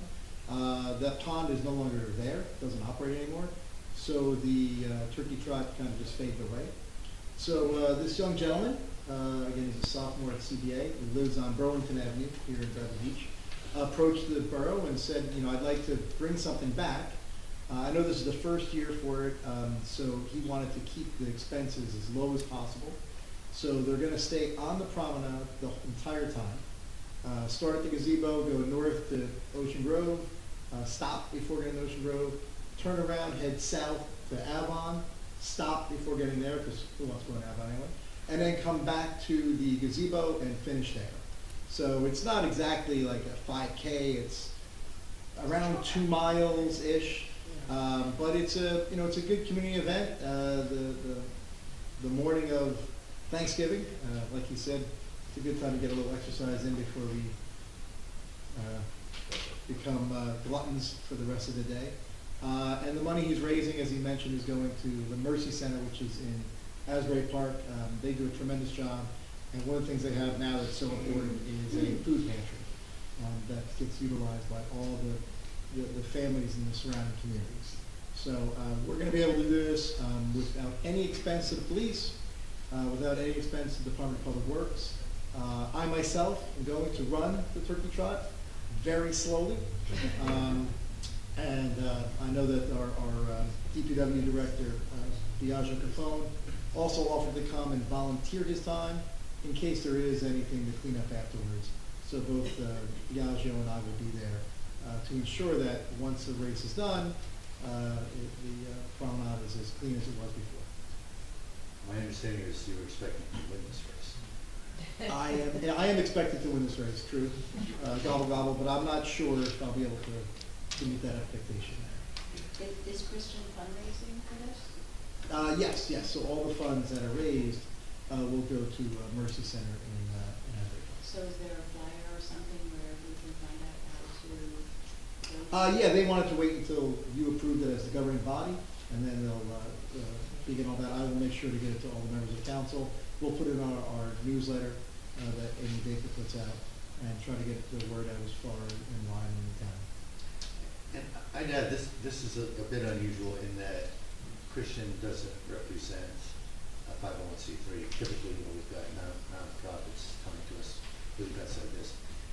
And we went through a pretty good exercise led by Mr. Doherty to make sure that we had some confirmation that all proceeds, net proceeds, would go to the Mercy Center. That he would stay on the boardwalk, because at one point there was a discussion that they would go down to the boundary with Avon. And we said, no, you can't be on the street where we've got police requirements and so I think Mr. Doherty explained this to me, brought it to my attention. We got to a point where we said, you know, we can control this. It's a nice gesture, a nice festive thing for Bradley Beach to host with minimal resources devoted from Bradley Beach. So we thought it would be worth bringing it to the council. Right. And I also think it's nice that, you know, you have a 14-year-old boy in your community that is trying to do something positive. So, you know, I somewhat tortured him by making him speak in front of you all, which is nerve-wracking for anyone, let alone a 14-year-old. But, you know, he did a good job, and you know, this is the type of character I think you want to develop in a small community like Bradley Beach. Very good. So thank you, Matt, for doing that. And in case anyone doesn't know, Matt was like, what, state champion or county champion? 2-time state champion, yes, sir. 2-time state Thank champion? you for pointing that out. Back in high school. Last century, yes, sir. Turkey trots. Yeah, in what? In what event? In track. What event? Diminish it all you like, Councilman Nowicki. I was very proud of those awards last night. But I found that out. I was very impressed that he really was a state champion a couple times over. I did not realize that. And you were actually fairly accomplished in college, too, is that? Yes. So you could brag about that another time. I'll save that for after the turkey. But needless to say, any kind of running event is near and dear to Matt's heart. So with that said, I will make a motion that we approve 2025 25-331, the Turkey Run / Walk event for November 27th, 7:30 in the morning till 12 p.m. Second. Mr. Noble? Yes. Ms. Greenblatt? Yes. Mr. Nowicki? Yes. Mr. Weber? Yes. Mayor Gubatose? Yes. 2025-332, approving the annual bonfire for Friday, November 28th, 2025. Any comments or questions? I'll just say this is a great event. It's fun, yeah. It's just a great thing for the family, you know, right after Thanksgiving, it's wonderful. I will say out loud, I want the town to consider moving into a different beach in the future, because this is the, by my estimation, the smallest beach in the borough. And moving all that sand before and after, I think it just makes it erode more. So Big Wide Beach is like Evergreen or up by Newark, so next year, we'll consider it. Okay, I'm making a note to that effect, John. Thank you. But maybe they're just trying to centralize it, but it doesn't make sense. I don't know why it's there. It could be gazebo. Yeah, but there's no beach entrance at the gazebo. It was just, it's kind of actually Gary, I remember asking my permission, he said, he was nervous, he said, "John, you have any problem with us having a bonfire on the beach?" I was like, meeting environmental, I was like, "No, that sounds like a great event." So, that's when that tradition started. So, I don't know other big board, that could be a fire, we'd probably check fire folks, but, anyway. All right, if no other comments, I'll make a motion that we approve 2025-332 bonfire, November 28th. Second. Mr. Noble? Yes. Ms. Greenblatt? Yes. Mr. Nowicki? Yes. Mr. Weber? Yes. Mayor Gubatose? Yes. 2025-333, resolution authorizing a one-year lease extension for the 2026 surf camp. Everything the borough hears is wonderful things about this organization. They do a great job. Parents tell us their kids love it, so I think it's just a great organization to keep partnering with. Any comments or questions? I took a lesson there. Did you really? It was excellent. Oh. Yeah. Did you stand up on the board? No, but I dreamt about it. So why a lease extension and not a new lease for, I a think certain they're just, term? I think they're just exercising an option that's in the lease, and after this one, Yeah, this is the third year and then it Yeah. goes up again we'll get a new. next year. You have to mitigate. Okay, I'll make a motion that we approve 2025-333, the one-year lease extension for surf camp. Second. Mr. Noble? Yes. Ms. Greenblatt? Yes. Mr. Nowicki? Yes. Mr. Weber? Yes. Mayor Gubatose? Yes. 2025-334 is authorizing a one-year lease extension agreement for the 2026 volleyball clinics. Any comments or questions? I'll make the motion that we approve 2025-334 for volleyball clinics. Second. Mr. Noble? Yes. Ms. Greenblatt? Yes. Mr. Nowicki? Yes. Mr. Weber? Yes. Mayor Gubatose? Yes. Okay. 2025-335 is establishing the 2026 seasonal beach badge prices and sale dates. Now, Erica, I'm looking for that thing you just handed me. Yep, perfect. There you go. The council is looking at a blank current resolution because we need to fill in prices, but the current prices for these are seasonal badges. The current prices for adult, $90, and this is without discounting. We do have some early discounts, early sales discounts. Senior citizens, 30 and up, 65 and over, $35. Juniors, 13, 14, and 15, $35. So those are current prices. Any discussion as to whether or not we should adjust the prices up or down? I actually took a look at from 2021 to 2025 just to see the trajectory of the pricing. So for the past, from 2021 to 2023, we kept prices stable at $80 for the season for adult. Then 2024 bumped it up to 85, and then last year bumped it up to 90. Then for senior and junior badges, in 2023 we bumped it up from 30 to 35. Then we bumped it up again in 2024 to 37. Then we brought it down last year to $35 for senior and junior. And so, now we're at, I guess last year with $90. I just tried to do some sort of analysis to see, if we were going to keep on increasing or if we were gonna try to stay stable there. I think the challenge that, since I've been up here for 5 years now, there's always one question asked, which is, what's everybody else doing? And in fact, dailies, people get, municipalities get pretty close. Seasonal badges, there's sometimes apples, oranges, and grapefruits as you try to compare prices. But my typical reaction is, how's the beach running profit-wise, revenue-wise? I shouldn't say profit, but are we covering expenses? Are we generating at least small margins? Because margins are good, because sooner or later we're gonna have a bad weather summer, and we're going to give up a lot of those, that surplus. So, in general, I like it when we're adding 50 grand, 100, even 150. If it looks like any more than that, like this past year, for example, was a good revenue year. We don't yet have all the expense data in. Revenue was a good year, we had good weather.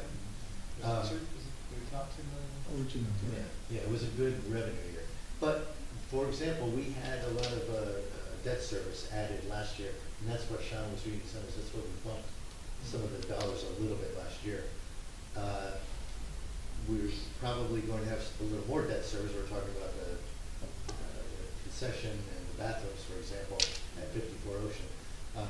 But my sense of this is, as trustees of this beach utility, my sense is that revenue right now, based on reasonable weather assumptions, should be sufficient. So I would suggest we don't adjust the badges. I have had residents say you should bump them something. And by the way, we're talking about roughly half of the badge revenue. The other half is individual prices, which we won't set until early next year.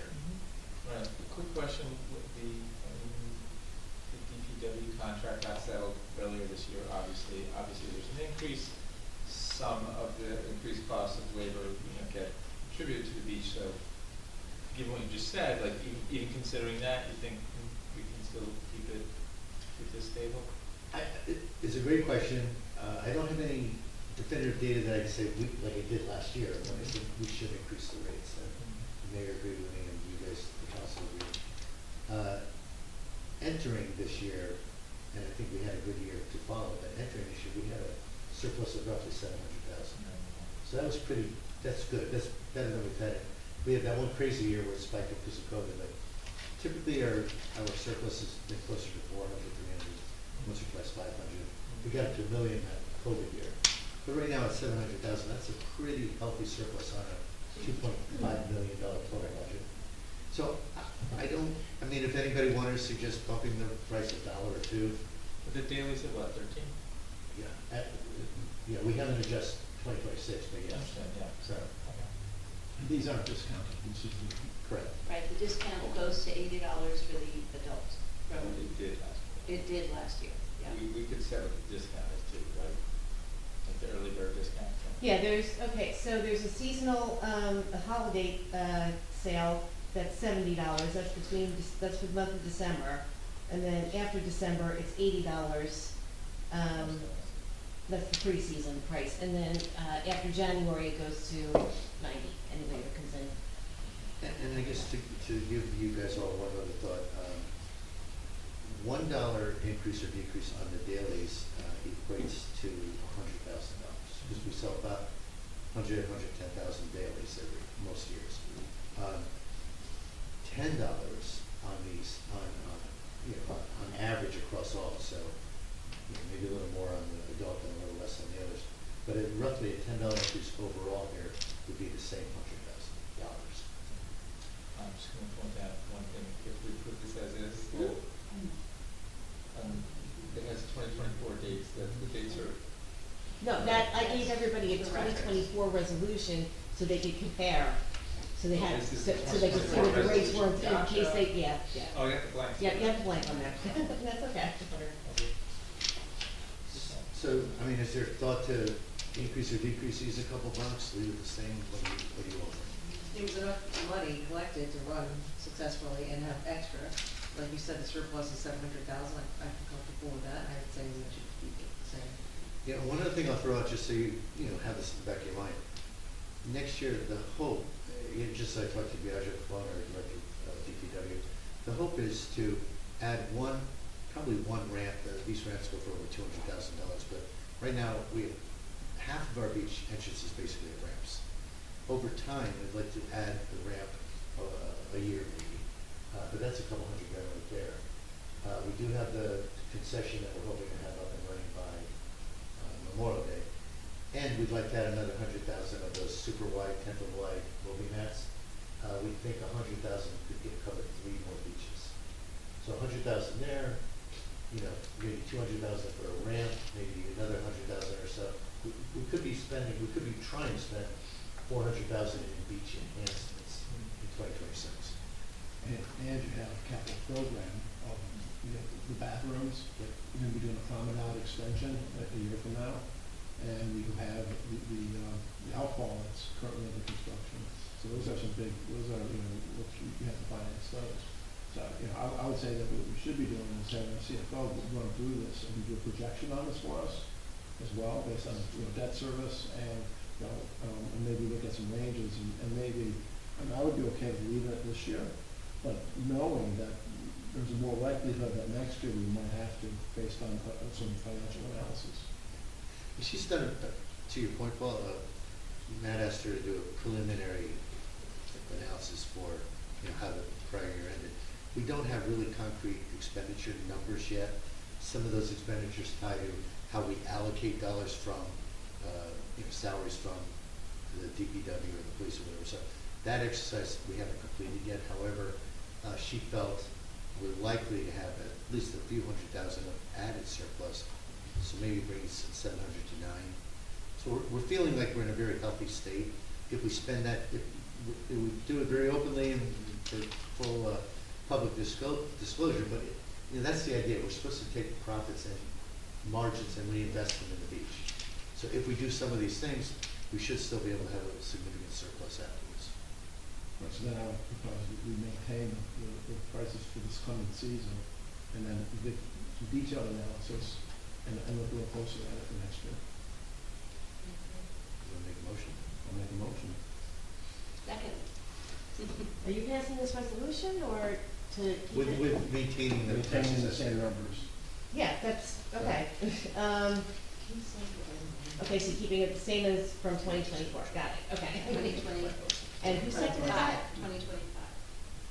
Look, the 2025 being maintained, 2024, $90, $35, and $35. Okay, and you're comfortable with, the holiday sale fee still being 70 and pre-season still being 80 for December and January?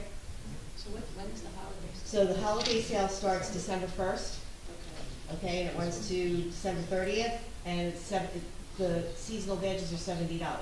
The adult seasonal badges are 70. I thought I got the information that they were 80. Okay, no, so for the month of December, it's $70. Got it. And then there's a preseason sale after December for the whole month of January, and that's the $80. You comfortable with those two prices? Okay, good. All right, and then who did the second? Second. Thank you.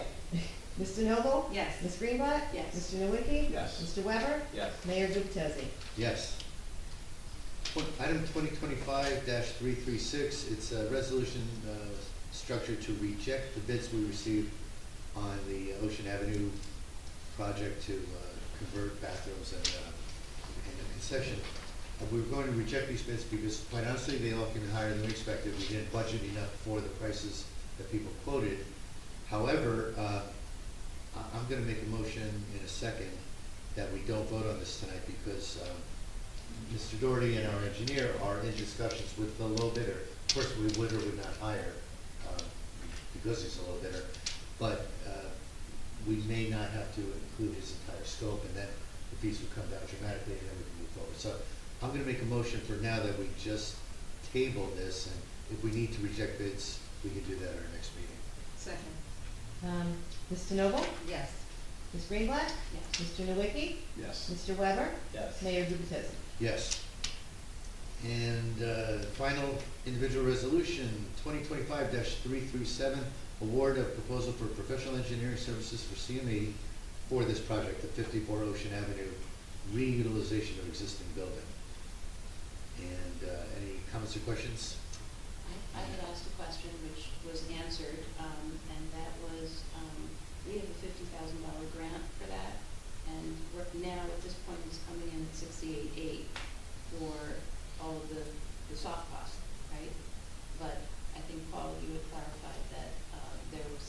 fees that weren't included There's originally? not, yeah, so the initial proposal, my understanding was for preliminary, schematic and preliminary design. And then what wasn't included was the final design, advertisement, and the engineering services during construction, which includes construction administration. And so that's the additional cost that is being requested in this resolution. Okay, so that additional, since the grant is for 50,000, the additional 18.8 is gonna come out of the beach utility? Okay, so it's not coming out of municipal dollars? Correct. Okay. Any other comments or questions? Make a mo- no? No, I'm good, thank you. Yeah. I'll make a motion that we approve 2025-337. Second? Mr. Noble? Yes. Ms. Greenblatt? Yes. Mr. Nowicki? Yes. Mr. Weber? Yes. Mayor Gubitosi? Yes. Ladies and gentlemen, we are coming down the home stretch. Item 12, announcements, we have none. Item 13A, the thing we all wait for, the administrator report, Mr. Doherty. Thank you, Mr. Mayor. I just want to update the council and the residents on a few of the projects going on in town. You may have noticed there's some disruption on Fifth Avenue. The sewer line is nearing completion.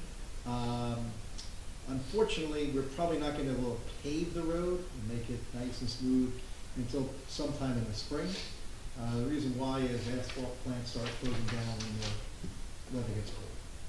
So they're going to do their very best and work with DPW in case, one of our concerns is we haven't had a lot of snow in a long time. It may be due for a snowstorm, so we want to be able to plow that road without destroying the underlying work that was done. So the DPW is working with the contractor to ensure that the way that they put down the temporary surface is going to line up well with them if they have to plow in the winter. The second one, the recreation playground area, is coming along very well. The equipment is put in, the surface is done, and this is a real state-of-the-art surface, remarkable, especially for children if they ever fall or tumble. It's the best type of surface out there. The striping for the courts and the pickleball courts will be done soon, but the surface itself, again, probably won't be done until the spring. And we will have the project done by the end of this month when it comes to the playground, but we anticipate a much grander opening sometime in the spring when it becomes, better weather for the use of the courts and the playground itself. But both of those are coming along very well. And I wanted to say something about Sylvan Lake, but of course, Councilman Nowicki stole all my thunder and everything I was going to say because he knows it better than I do. So that's all. What's going on with Sylvan Lake? Yeah, well, that's impressive construction that's going on out there. It's a great thing to be able to go out and watch a little bit of it. It's pretty impressive. It is. And the contractor, again, is doing a very good job. So that's all I have tonight. That's great, thank you. Thanks for Thank keeping you. on top of all this too, Matt. Okay, after the administrator report, we have mayor and council reports. Let me tonight start with Councilwoman Greenblatt. Recreation. The Recreation Board has not met since our last council meeting. I'll just share a few announcements that I repeat at every council meeting. Mahjong Open Play runs every Friday, 1 to 3 at the Biazzi Center. The Senior Club meets Wednesday, November 19th at noon. Senior Game Time Tuesdays is back, the first and third Tuesday of each month. Bring your own game and join friends at the Biazzi Center for fun and community fellowship. Students in grades 5 through 12 are invited to participate in the Art Club, which runs every Wednesday, 5 p.m. at the Neptune City Community Center, and that's at 117 3rd Avenue across from the Stop and Shop.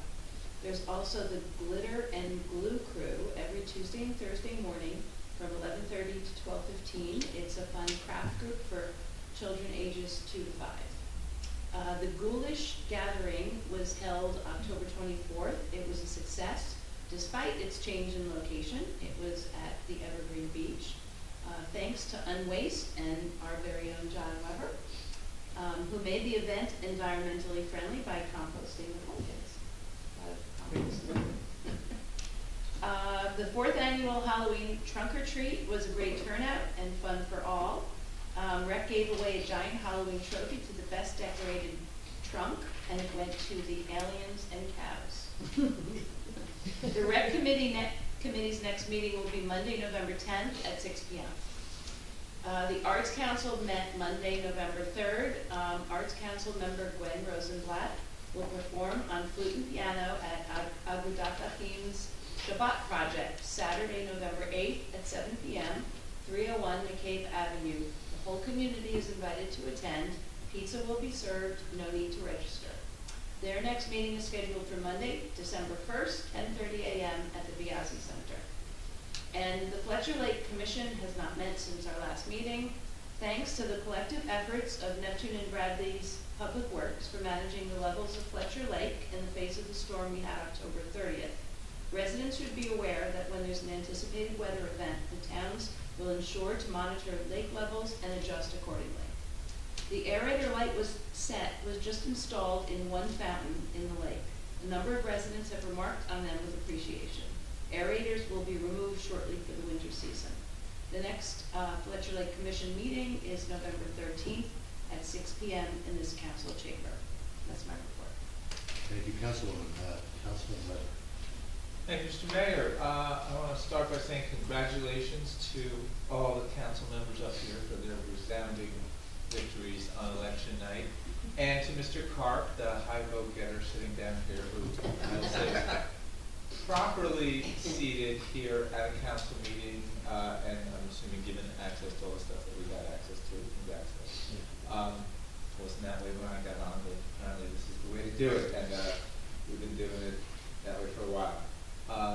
Just want to recognize the clerk puts in a very long day on election day, so thank you, Erica. As do all the poll workers, some of whom live here and some of whom do not, but it's like I don't even want to know how long a day it is, but for the poll workers, it's like a 16-hour day. It's like, so we'll probably... Actually, it was an 18-hour day. I was going to say, a little bit more than that. Erica, my goodness.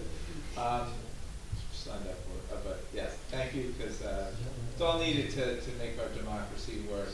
And thanks to the firehouse for letting us use the firehouse. They kind of had it all set up and let us be there all day.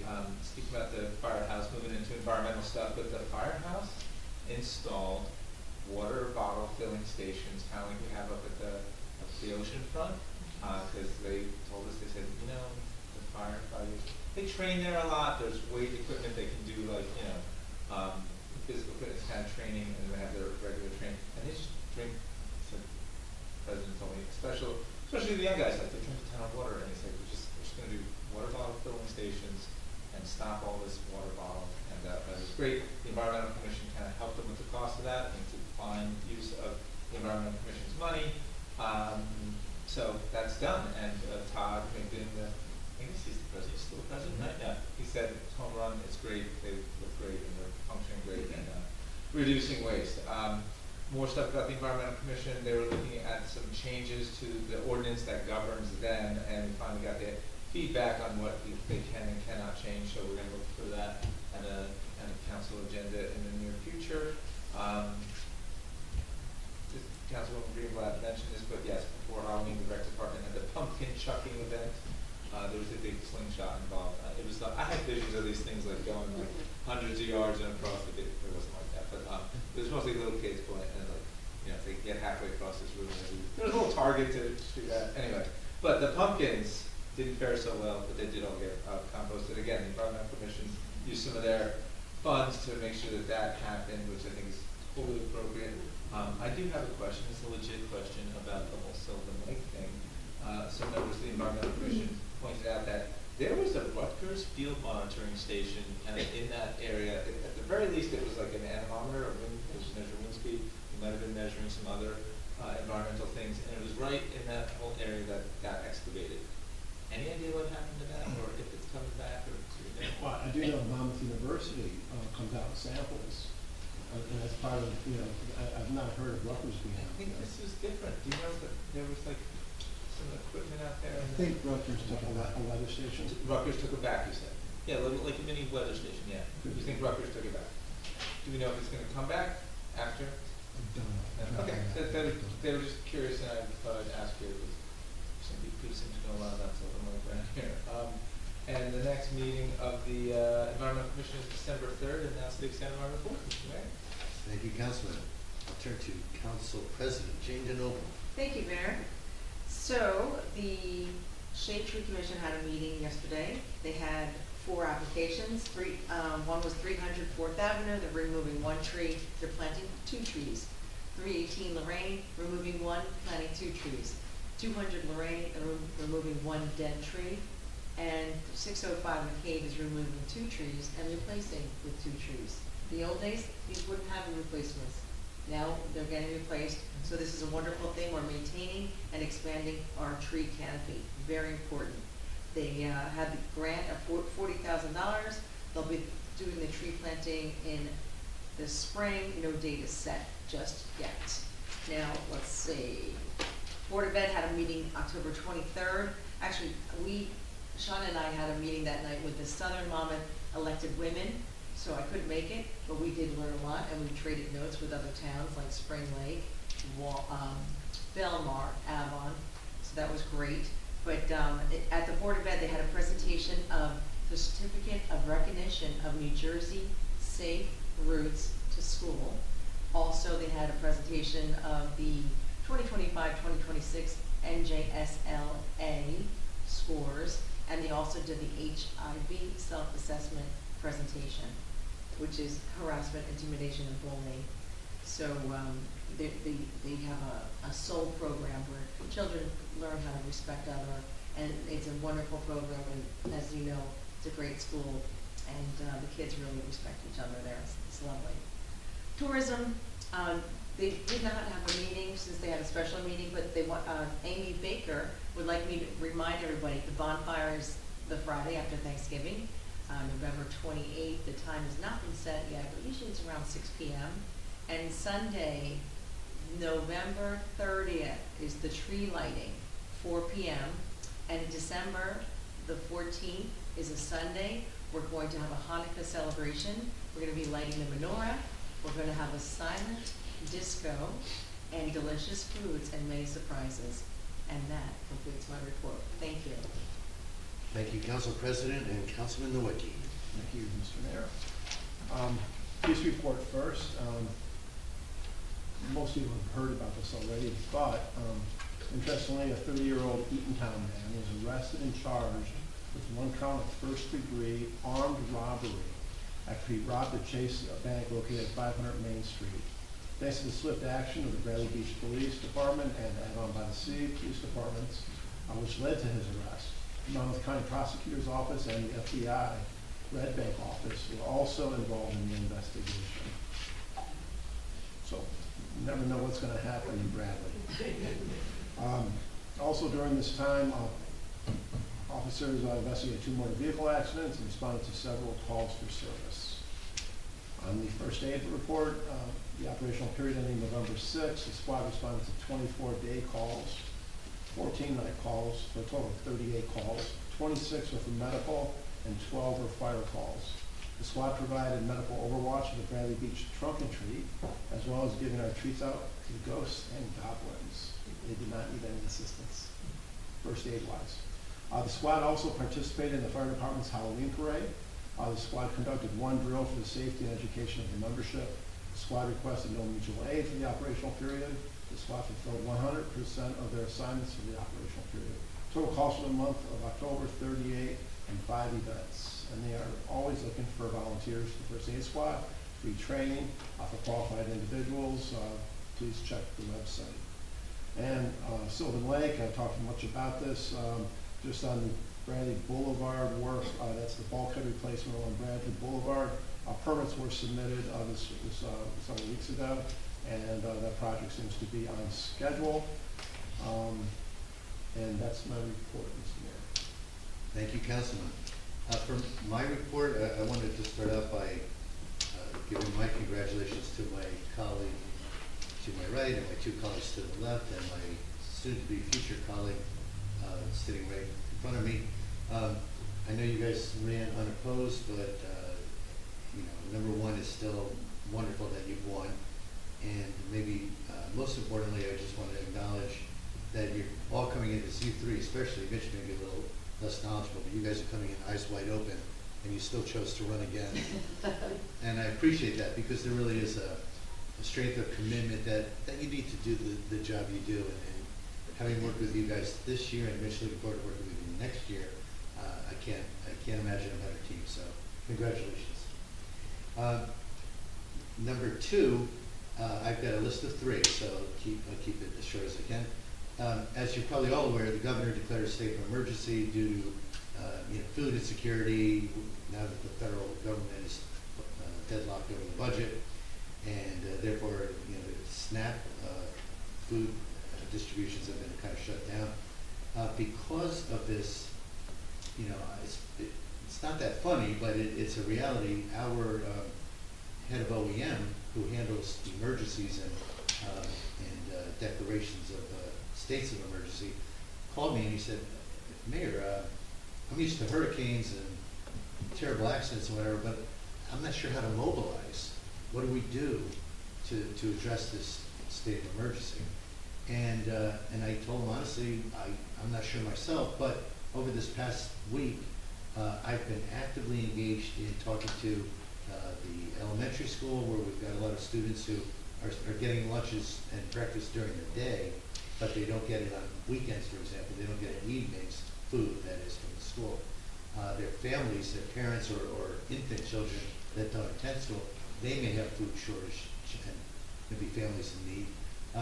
And we have all these wonderful resources that are available in general, but what I've been doing over the past week is trying to mobilize these resources. So working with the head of the food pantry, working with the superintendent of schools, I've reached out to fellow mayors, the idea being, if they're interested, as we come up with a plan, maybe we could do some leveraging of that plan to multiple municipalities, get more opportunities to either create new donations for food directly to the food pantry, or financial donations. Someone who just wants to hand a check for $50 or hand in some food gift certificates from a Stop and Shop or so forth. So we are working to rapidly organize around this. You will hear a lot more probably over the next few days, certainly early next week. We'll probably be asking folks on November 11th is Veterans Day, our Veterans Day celebration. We're probably going to ask folks to just bring canned goods, toiletries. Folks are really good typically about bringing food, but one of the things I've learned is there's a tremendous need for toilet paper, toothpaste, things like that. So don't limit yourselves to food. If you're able to donate, please consider all aspects of what a family might need. But anyway, there's a lot underway. You'll hear about it shortly. We'll be probably asking for financial as well as food donations, and we'll be trying to leverage that effort across a number of municipalities in the area. And then finally, I just wanted to comment briefly on Mayor Engelstad's presentation to Mr. Weber. Number one, Gary was eloquent, did a wonderful job capturing a lot of what John's brought to our community. But John, I want to make sure that you do plan to attend our meeting in December. We might have another recognition for you, so don't take December off. There's not good waves that day. Oh, that's right, these are at night. So with that said, that concludes all of the mayor and council reports. And I will now make a motion that we open it up to. Can I just say something really, really quick? Oh, please. So I just want to thank my deputy, Michelle Wiley, also for Election Day, because she was a very, very big help, and she usually is anyway, but I just want to say thank you. Thanks to Michelle and to you, Erica. Thank you. You're always a huge help. Thank you. Okay, with that said, we'll open it up to the public for comments and questions about anything your heart desires. Yes, in fact, I think.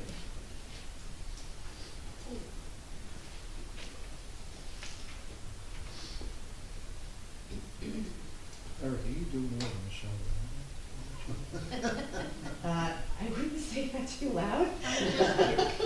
Or on a recorded line. Yeah, really. Sorry. Eileen Shishes from 12th Avenue. I'm just curious, is there any way that we could just have a food drive for our school alone and not making sure these families get the benefit of the generosity of the residents in our town? Yeah, we're discussing what I've been referring to as kind of macro level to just help the food pantry overall, and a micro level to focus on our residents, specifically families in the school and seniors that might be limited or shut. Absolutely. So, or possibly, I didn't mention this, I plan to see if we can engage the Meals on Wheels organization. They might be able to help us with deliveries, so we're looking at all those Okay, aspects. okay. And it will be publicized how we can, okay. Thank you. The nerve of our communications director, she actually took this week to vacation in Florida, Amy also. I've been communicating with her, and I'm sure. we'll be ready to get word out next Okay, week. thank you very much, because I know as a resident and being a mother, we would all want to make sure these kids are fed. Okay, thank you. Thank you. Yes, Rick.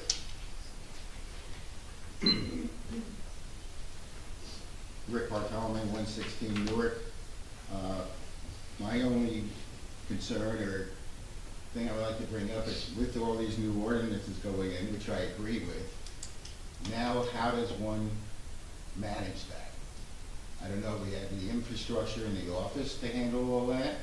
First of all, you have to have the people coming in who legally have, whether they want their planting strips or the beach rentals and so forth.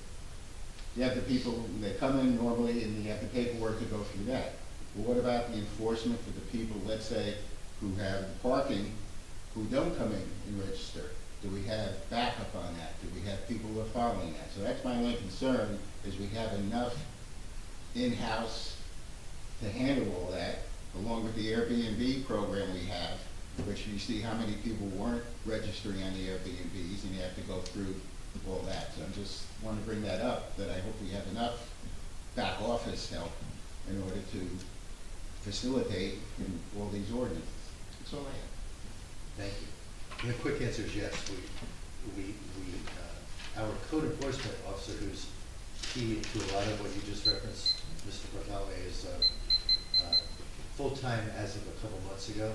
He's been with us for the majority of the year, part-time, but he's really ramped up, and we've included all these different areas, construction and zoning and so forth, to help us develop these changes to our ordinances. I don't know if anyone's noticed, but pavers are being fixed in front of the bowling alley. I believe others are about to start on Main Street at the south end of town. All of that is from our code enforcement officer being out there, identifying to them that they have trip hazards with their pavers. So, How about the rest of the sidewalks? There are a lot of sidewalks. yeah, we'll get to it. Okay. There's only so much we can do in a year. But we are definitely making really good progress, and I'm very pleased with the folks we brought in to help us execute on that. A lot of that goes to Mr. Doherty, who's helped me identify some of those folks. Other comments or questions? Yes, sir.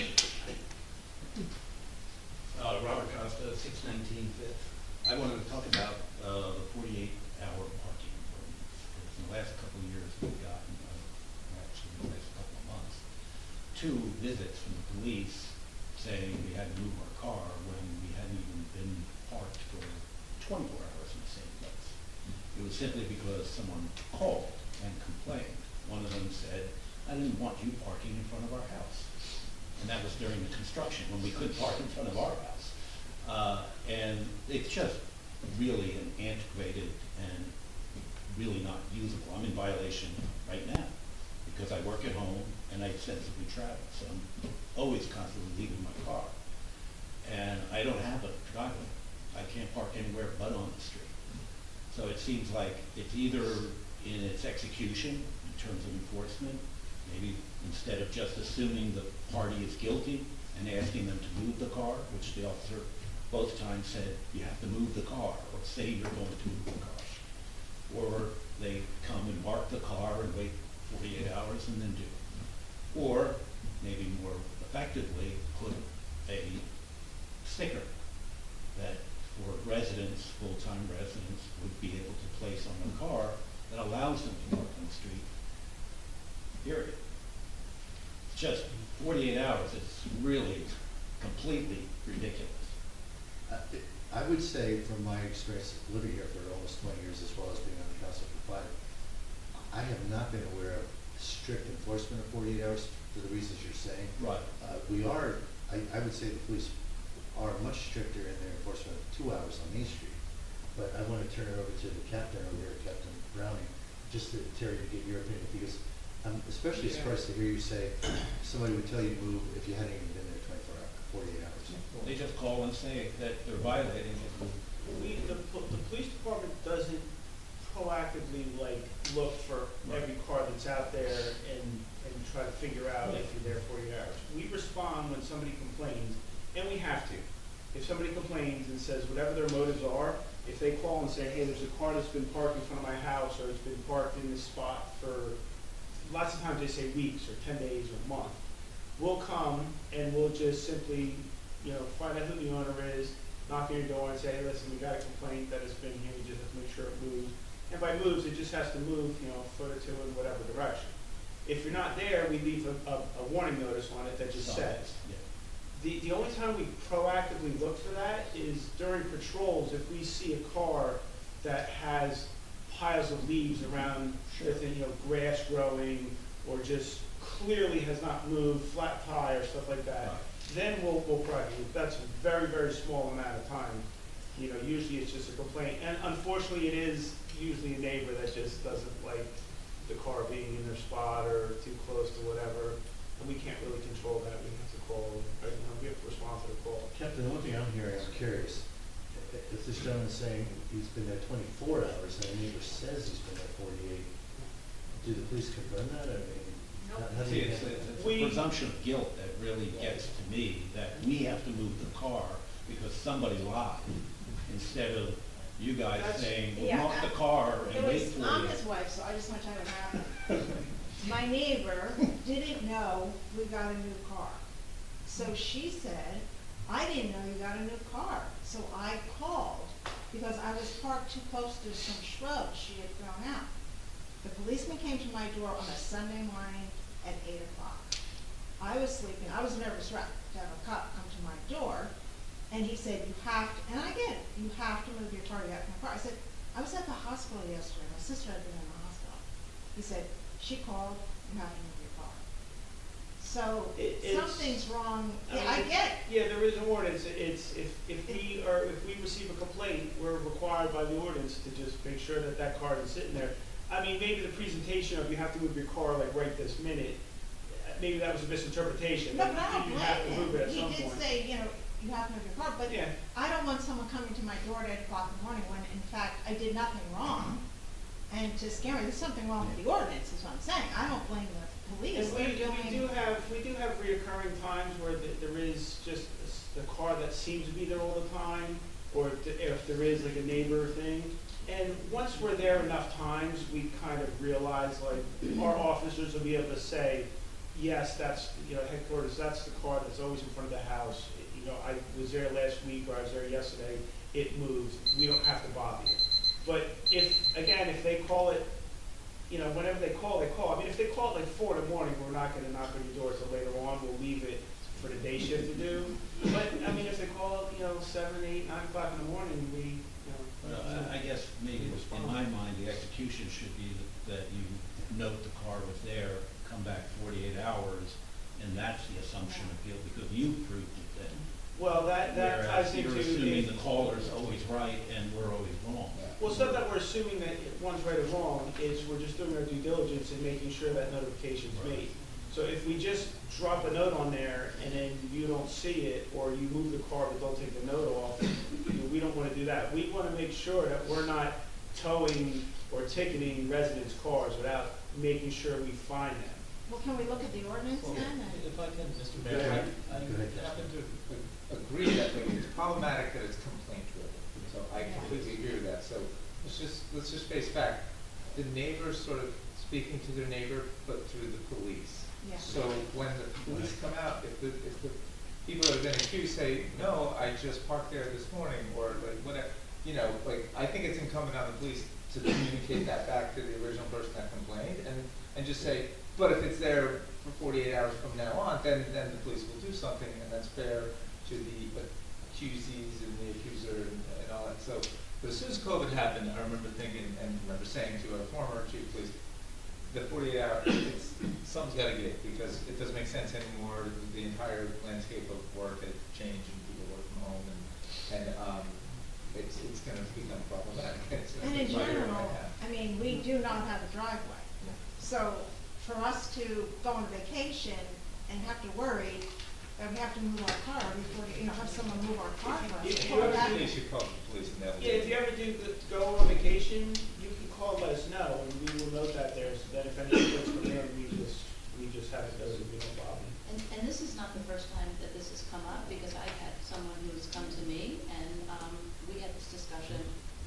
Many of us will, leave our cars, Right. on the street for a few days at a time, and then we move them, So is there an interest maybe in changing it from 48 hours to a little bit longer than that? Well, there's so many questions here. One is, one of enforcement, one is how you legislate it. No matter what you change it to, you gotta have more consistent enforcement, perhaps.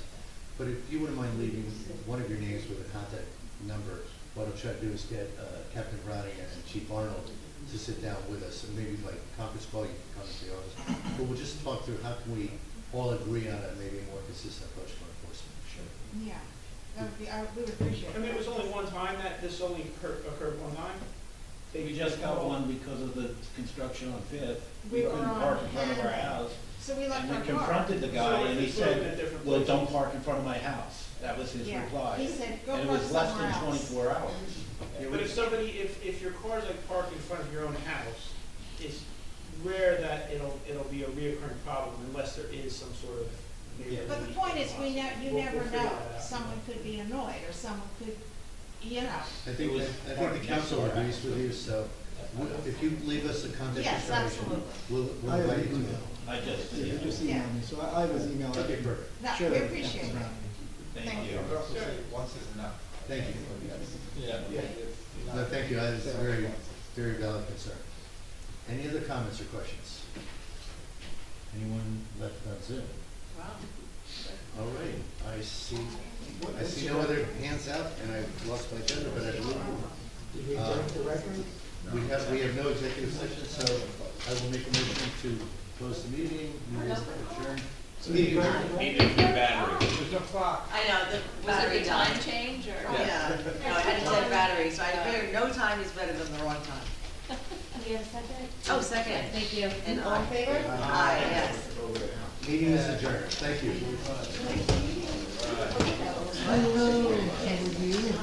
Not that. Two. 6:30, 7:30. Yeah, 2 hours. What did you say, 3 hours? I'm like, am I crazy? You're crazy. No, actually, I. Yeah, a long time. Thank you. You're welcome. Oh, you're welcome. Grace, thanks for I have the that article. meeting. Really nice. Oh, November. Have you guys seen all the minutes? I don't know, crazy that bizarre. And it's all, I checked it like 4 times, so I'm like, The people are so obedient that that goes before. Separate. Six people go about it. But in some districts, it was so different, and then all 3 of us, four loads, 4 8. One house, all the same number. It's almost impossible. Wednesday. Oh, because you're. That was the provisional. right, so the, mine too, well, I